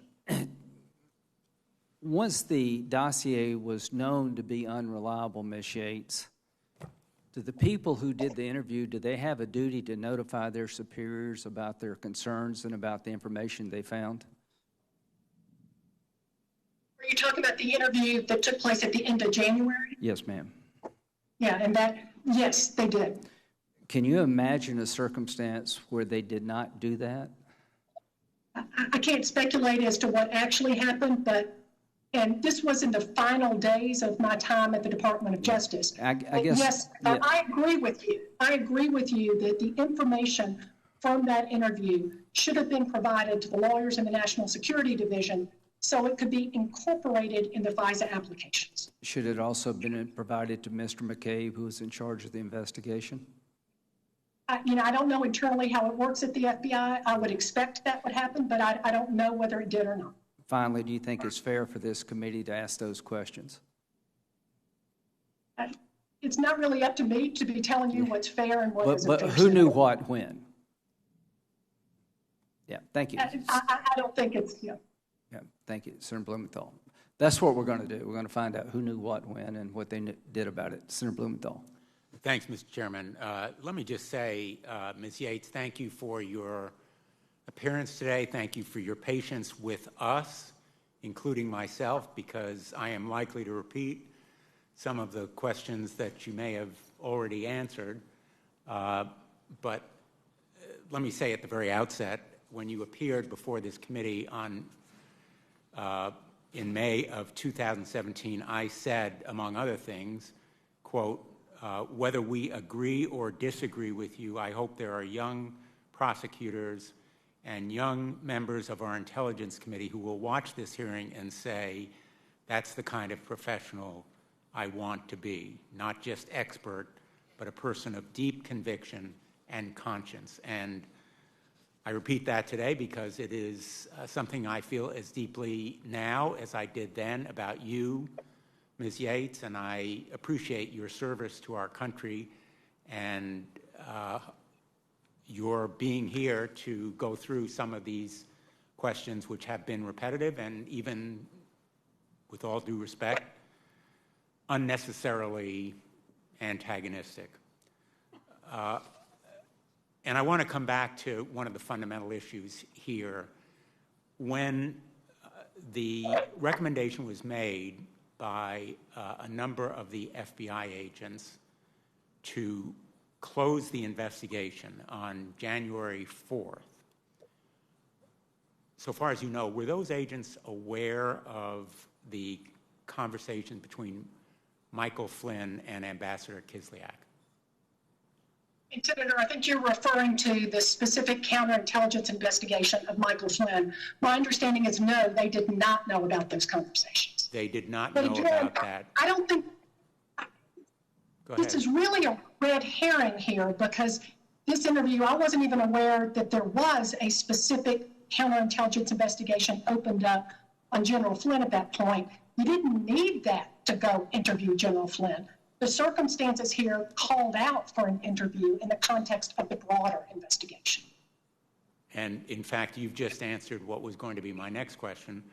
The continuing investigation into Michael Flynn was legitimate, correct, when he was questioned by the FBI himself? Yes. And his lies to the FBI were material, correct? And they certainly were. Now, the President, or I should say the Department of Justice, has moved to dismiss the case against Michael Flynn on the basis that his false statements to the FBI were not material or the investigation was not legitimate, but I think that is clearly and powerfully contradicted by the evidence that you've given us today. Let me say, Mr. Chairman, and I know others of our colleagues have made reference to it, but over the past few days, we've received classified briefings about the continuing, absolutely shocking and startling threat from malign foreign interference in our election that is potentially ongoing. And these briefings, I think, emphasize to us our responsibility to focus on the present and the future in terms of that threat. And I hope that this investigation or these series of hearings will in no way distract us or deflect the nation's attention from that continuing foreign threat to our election security. It's absolutely chilling based on the facts we've received in a classified setting. I believe the American people need and deserve to know them. I think these facts should be declassified immediately. We have a responsibility to address them in this committee and elsewhere, and I hope that the time and attention and energy that these hearings are taking will in no way distract us from that ongoing task. And it's a challenge that is central to our responsibility. It's not just peripheral or convenient. It is central and essential. Ms. Yates, I want to give you finally an opportunity to clarify a part of your testimony relating to George Papadopoulos. I think you were referring to emails that Russia planned to release involving contacts with him. Just to clarify, were you suggesting that Papadopoulos was a Russian or a foreign agent? No, I was not. What I was suggesting is that he had gotten that information from someone who was associated with the Russians, not that he is a Russian agent. Thank you. Thanks very much. Thank you, Senator Blumenthal, for clearing that up for Mr. Papadopoulos' sake. Senator Cruz. Thank you, Mr. Chairman. Ms. Yates, when did you first become aware that the Obama administration was surveilling the Donald Trump campaign? The Obama administration was not surveilling the Donald Trump campaign. So a FISA application is not surveillance? The FISA application was for Carter Page, who was a former member of the Trump campaign at that point. So your testimony is that the investigation in Carter Page had nothing to do with the Donald Trump campaign? No, I'm suggesting you asked me if we were surveilling the campaign. You don't get it both ways. Is it the campaign or not? Senator, I'm trying to give you what is the accurate information here. Carter Page was a former member of the Trump campaign at the time that the FISA was initiated. And what was the reason for the FISA on Carter Page? There were a number of reasons. First, we had gotten the information that I was trying to point out here, that the Russians had made the overture that they wanted to be able to assist the Trump campaign. Now, hold on, you said it had nothing to do with the Trump campaign. I said that he was not a member of the Trump campaign at the time that we initiated the FISA. Ms. Yates, in your time at the Department of Justice, are you aware of any other political opponents of President Obama that were being surveilled? Again, Senator, if you're talking about the court-authorized surveillance of Carter Page. I'm asking, are you aware of any surveillance of any other political opponents? Any other candidates for president in 2016? There were a whole bunch of them, including the chairman and myself. Were either of us being surveilled, yes or no? The answer to that is no, and I also think that there was also no information that the Russians were working to aid another candidate other than Donald Trump. Okay, so your testimony is no other candidate in 2016 was being surveilled other than Carter Page and the Trump campaign. Is that right? Other than Carter Page. Okay. When did you first become aware of the investigation and the surveillance on Carter Page? When the FISA application was presented to me in October, I knew that the NSD lawyers were working on it for some period of time prior to that with the FBI, so it would have been in the October range. I don't mean to interrupt, but wasn't Papadopoulos also being taped? Ms. Yates, the chairman asked a good question. My understanding, I was not aware at the time, but my understanding is that Papadopoulos, that there was a recorded conversation between Papadopoulos and a source, not wiretap surveillance. No, but the government orchestrated this, right? That's what I know now. Didn't know that at the time. Yes. So we know that the government orchestrated a recording of conversations with Papadopoulos and got a warrant against Carter Page. That seems to me surveillance. So when they came to you asking to surveil members of the Trump campaign because of conduct they allegedly did while members of the Trump campaign, what due diligence did you do? Did you press back at all? You already told Senator Kennedy you just trusted the FBI. You didn't ask about their sources. I mean, what due diligence did you do before signing off on what we now have significant reason to believe was a profound politicization of law enforcement and intelligence? Senator, there was a tremendous amount of process back and forth between the lawyers in the National Security Division and the FBI. Okay, I asked what you did, not other lawyers. What due diligence did you do? You were the one signing off on it. And with respect to whether the facts were accurate in this instance. So did you inquire whether it was opposition research funded by the DNC or Hillary Clinton? Yes, I did have a discussion about that. With whom? With a lawyer in my office. Would that have been Bruce Orr? No, Bruce Orr was not working on this. So, but his wife was working for Fusion GPS, being paid by Hillary Clinton and the DNC, and he certainly was actively involved in this investigation. Did you know that? Did anyone inquire about that? No, had no idea of that. Learned that from the Inspector General's investigation. And Bruce Orr was not working with us on any of these FISA applications.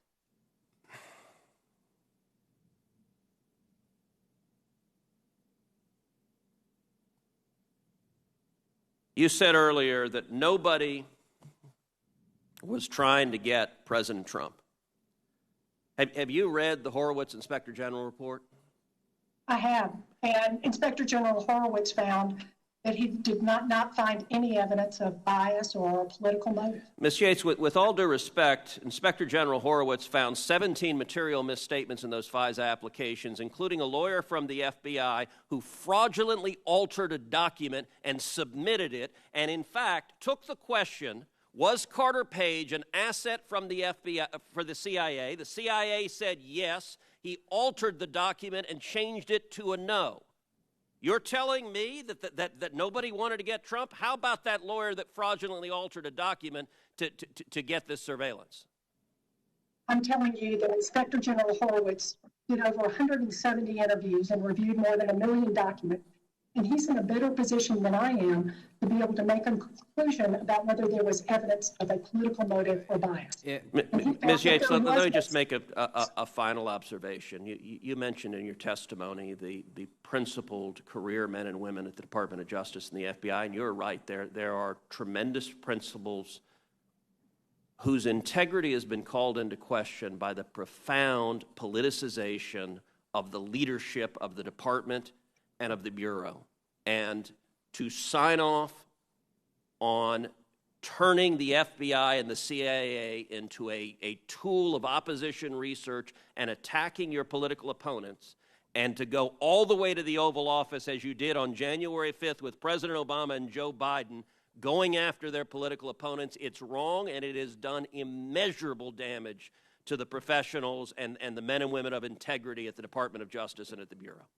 And now I think Senator Hirono, but I will say, I want Ms. Yates to understand, Horowitz didn't find any bias in opening up the counterintelligence investigation, but he was dumbfounded by the series of events that occurred, including manipulating evidence and all the withholding of information from the court.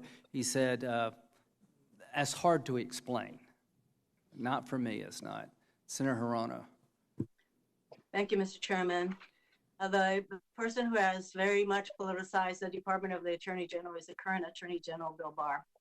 There's been a lot of talk today about the Justice Department's errors and omissions in the FISA application process, and the IG investigation where they interviewed 100 people, looked at 1 million documents, and as Ms. Yates just testified, there was no finding of political bias or improper motivations in the beginning of that investigation. But what hasn't been brought out is the fact that Christopher Wray, the FBI director, in response to the IG's recommendations, has taken more than 40 corrective steps to address the concerns.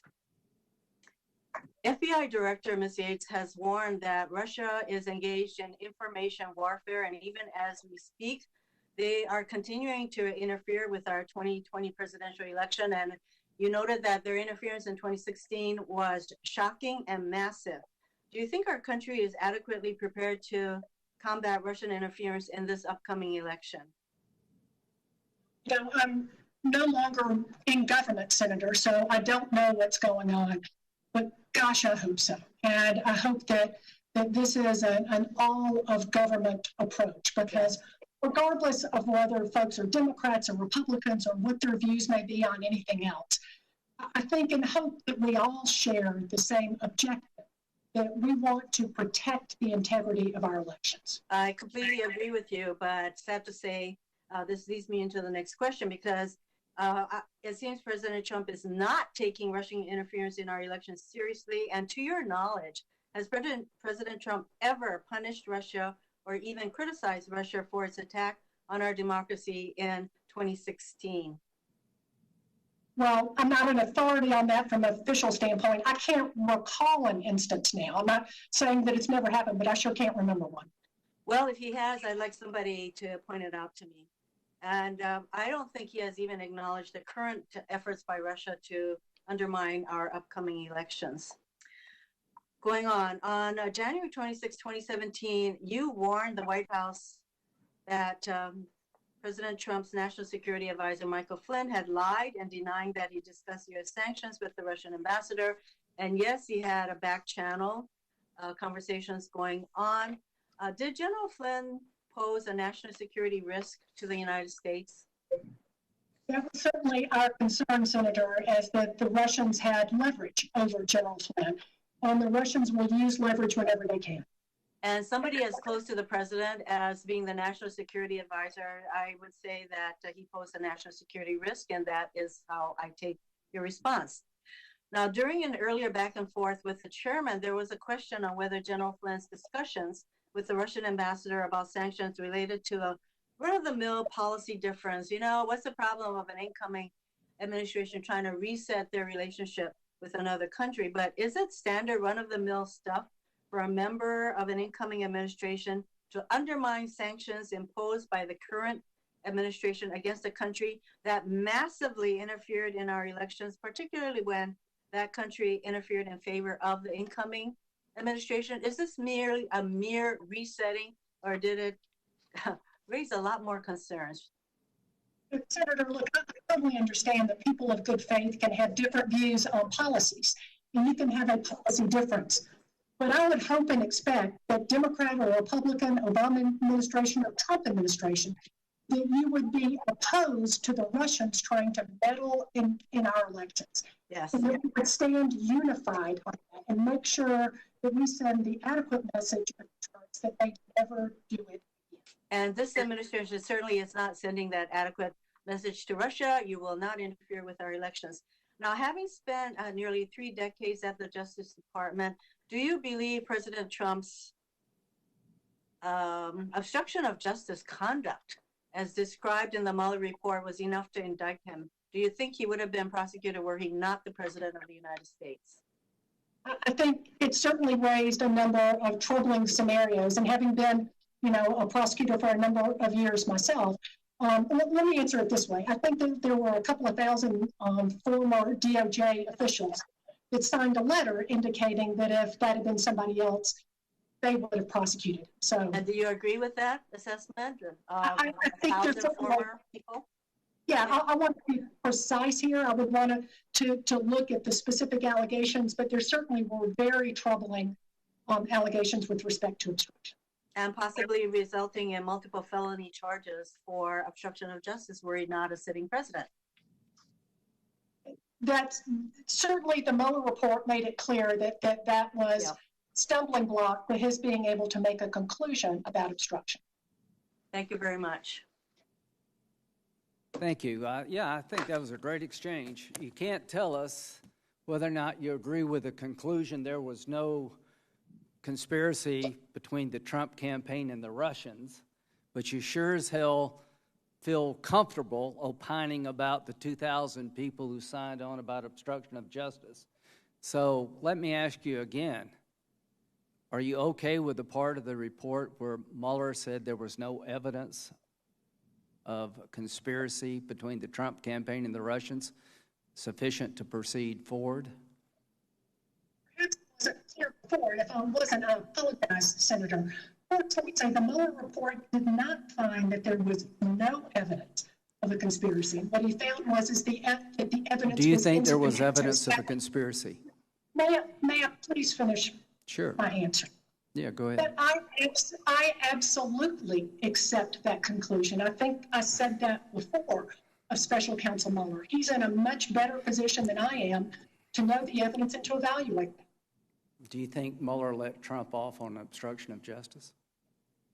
I don't have a view as to whether he let him off. I have to tell you, I have tremendous respect for Special Counsel Mueller, and I believe that he went about doing his job responsibly and in the way that it should be done. So thank you very much. Second guess. Senator Blackburn. Thank you, Mr. Chairman. And Ms. Yates, thank you for coming to us willingly. I actually left the hearing room and came back to my office to ask the questions. I think we can hear you a little better this way and can move through this a bit more quickly, and you won't have to repeat yourself because we do want to get some things on the record. So thank you for this. I want to be sure that I've understood some of your answers and statements. You had a standard process for reviewing FISA applications. Is that correct? Department of Justice does, yes. Okay. And you stated that your review of the Carter Page FISA application was no different from any other. Is that correct? No, I did not state that. Okay. Was your review of that one any different from any other FISA application? Yes, I reviewed this one more carefully. And what led you to review it more carefully? Because this was obviously a very significant and sensitive matter. Okay. And who briefed you on that application? Who actually gave you all the background information and briefed you on that application? There were a number of lawyers, both from the National Security Division and a lawyer on my staff in the Deputy Attorney General's office, who had spent a lot of earlier that there were a variety of attorneys from the National Security Division. Did you not have one person in your office that was responsible to clear information and then bring it to you? Yes, as I was trying to explain, there are lawyers in the National Security Division who work on the FISA with the FBI. When they go through their levels of approval, it then comes to my office. There was a lawyer in my office who used to be in the National Security Division who's an expert on these matters. She spent a lot of time on this. Okay. And she is the one who provided the most detailed briefings to me, in addition to my reading the FISA. Okay, did you ever suspect that something might be wrong with this information? At the time I signed them, no. No, we... So you never had any inclination that something may not be right? So let me ask you this.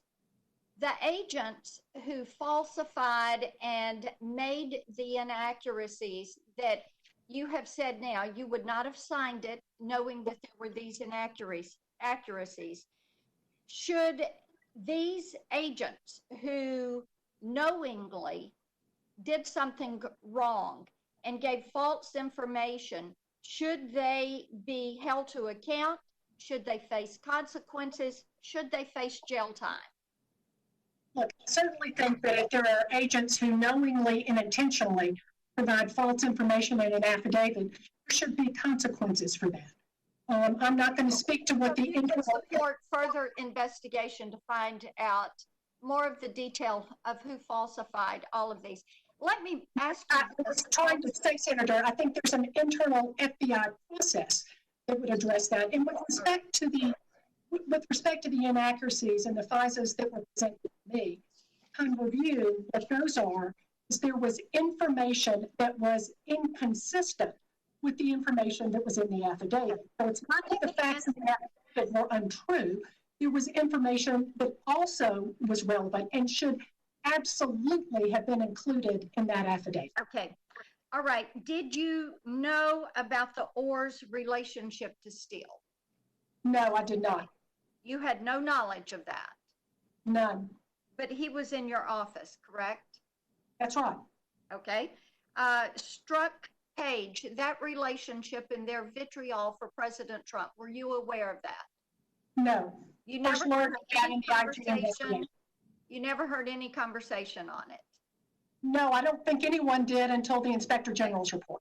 And then Comey's disdain for President Trump, you never heard anything on that?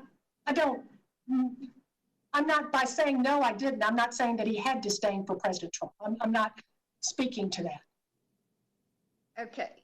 And then you never heard any talk about people within the DOJ or the FBI trying to cook up a plot to stop Trump, to block his winning, and then to block his presidency. No, Senator, and not only did I never hear that, that would have been so out of bounds. We all would have acted to stop that. That is completely antithetical to how the Department of Justice operates. But now we know that transpired. We know that that transpired. So, actually, you know, I have to tell you, I think that this is one of the things that gets past, that people in Tennessee ask me about. How could you possibly have been in charge over there, never heard this conversation, never heard this disdain, not been aware that there were people who were trying to do this? Why were you not curious about Director Comey and the FBI being opposed to your intention to notify the White House? You weren't curious about that, it seems. Why do you say Flynn did this and it's awful, but yet we know what President Obama said to David Medvedev about give me more flexibility after the election, I'll have more flexibility. You had no problem with that, but then you had problems with these items. These are the inconsistencies that cause people to say, who was in charge? How were they watchful? Why were they turning a blind eye, if indeed they did turn a blind eye? Why were they accepting? And who was paying attention to this? Because people in Tennessee talk to me and they say, how could it be that a private citizen could end up being surveilled and everybody just say, well, it happened and move on? So I know I'm over time, Mr. Chairman. I'll send my time back to you. And Ms. Yates, thank you for being with us today. I yield back. Thank you. And I think our last senator is Senator Booker, but just to put a fine point on that, see if we can all agree with the following. Ms. Yates, when it comes to the FISA warrant application regarding Carter Page, there seems to be widespread system failure, and we're trying to correct that. Do you agree with that? I do agree with that. Yes, I do agree with that. Yeah, that's what we're trying to do. That's what I'm trying to do, is make sure that never happens again. Thank you. Senator Booker. Thank you, Mr. Chairman. Ms. Yates, Acting Attorney General, as Acting Attorney General, there's many occasions where I felt like you stood up for justice and actually brought a lot of important integrity to the system and to our institutions. And I remember being very grateful that you ordered the Justice Department not to defend President Trump's unlawful travel ban, for example, against 7 majority Muslim countries. And I've appreciated the way you conducted yourself in that way. And I want to sort of drill down into some of your understandings as we see the Justice Department continuing under the Trump administration. In many ways, I believe it's been politicized and manipulated instead of focusing on those interests of justice and democracy. So, for example, we know that Russia wants to interfere in our election this year. And just as it did in 2016, and we know that they're wanting to help the Trump campaign, but Attorney General Barr has repeatedly struggled, including in a House hearing just last week, to confirm that it would be wrong and illegal for the president to solicit or accept foreign assistance in elections. So I'd like to just pose this question to you. Is it legal or appropriate for a presidential candidate or campaign to solicit or accept help from a foreign government in an election? No, it's not. And beyond that, I would hope that they would report that to law enforcement. I'm grateful. And to that point, just to make that more succinct, if a campaign hears from a foreign government in the offering of electoral assistance, they should report it to the FBI immediately, correct? Absolutely, yes. And, there's a lot of areas, I believe, where Attorney General Barr has obfuscated or in some ways muddled what I think is not only legal clarity, but moral clarity. We've seen him and other Justice Department leaders intervene in prosecutions arising from the Russian investigation of the two close associates of President Trump. I think Michael Flynn and Roger Stone are examples of that. We've seen Attorney General Barr engineering the removal of U.S. attorneys who apparently were not sufficiently friendly to the president's personal interests. And we've seen Attorney General Barr distort the findings of the Special Counsel Mueller's report on the Trump campaign's link to Russian interference and President Trump's later efforts to obstruct that investigation. And so, do you think actions like these are consistent with the Justice Department's duty, as you said, and I quote you, to always seek justice and stand for what's right? I think that the highest responsibility of any lawyer at the Department of Justice is to ensure that you're going about doing your job in a way that will inspire the public trust. And the public has to be assured that the rules apply the same to everyone. There's no people who aren't treated specially, and that the law is not used as a cudgel to go after people who are enemies or not friends. And that is the most sacrosanct obligation of the Department of Justice. And so based on your 3 decades of experience at the Justice Department under presidents of both parties, do you think the department's recent attempts to dismiss the Flynn case have damaged the credibility? Are they unprecedented in terms of what you've seen under presidents of both parties? And what do you think should be done about this going forward? Well, I think anytime you have something like this, where there is certainly an appearance as you start there that someone who is close to the president is being treated differently.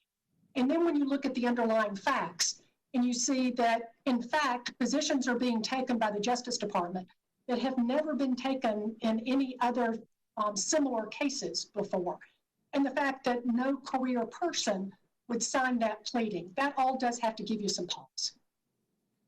And then last week, Attorney General Barr refused to agree that he would wait to release a report by the U.S. Attorney John Durham until after the election in November. I'd like to enter to the record a New York Times article from today entitled, Will Bill Barr Try to Help Trump Win the Election?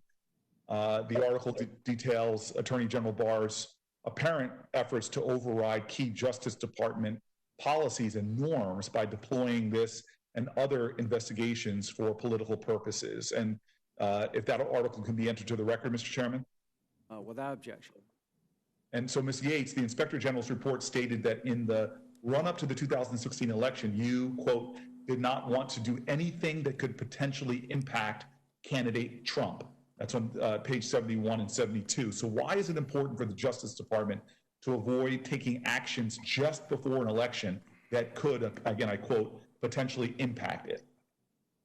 This is an important principle that applies not just in the investigation of the president, but in any investigation that could involve an elected official. And, I prosecuted public corruption cases as an AUSA, and I'll tell you, we didn't take any action, whether it was a case involving a local sheriff or a governor or a senator. We wouldn't take any action that could potentially have an impact on the election. And that's not just to be fair to that individual, but also to ensure that the public has confidence that this power is not being used to try to impact an election.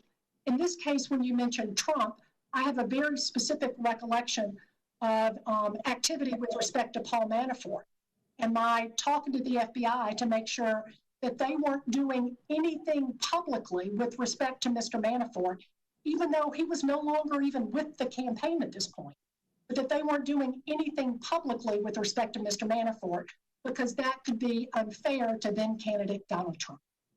Well, I want to thank you. My time's expired. I just want to say that, look, I think that retrospective hearings where we're analyzing and looking to get to the truth are important, but to prioritize that over an oncoming election and with the international interference that we all know is going on, and with conduct of a attorney general that is possibly further eroding the independence of that agency that they run, in addition to undermining the sacrosanct ideals of an independent election. These are the things that we should be looking at right now to prevent what could happen in November, that to me would be a serious blow to our overall democracy. And I'm hoping that these are issues that we can explore as a committee. And Mr. Chairman, thank you for allowing me to go over time. And Ms. Yates, it's very actually good to see you again. I look forward to the next opportunity we have to connect. Thank you. I believe that's our last senator. And just wrap it up, Ms. Yates, thank you for appearing. Just want to clear up some things that were brought up.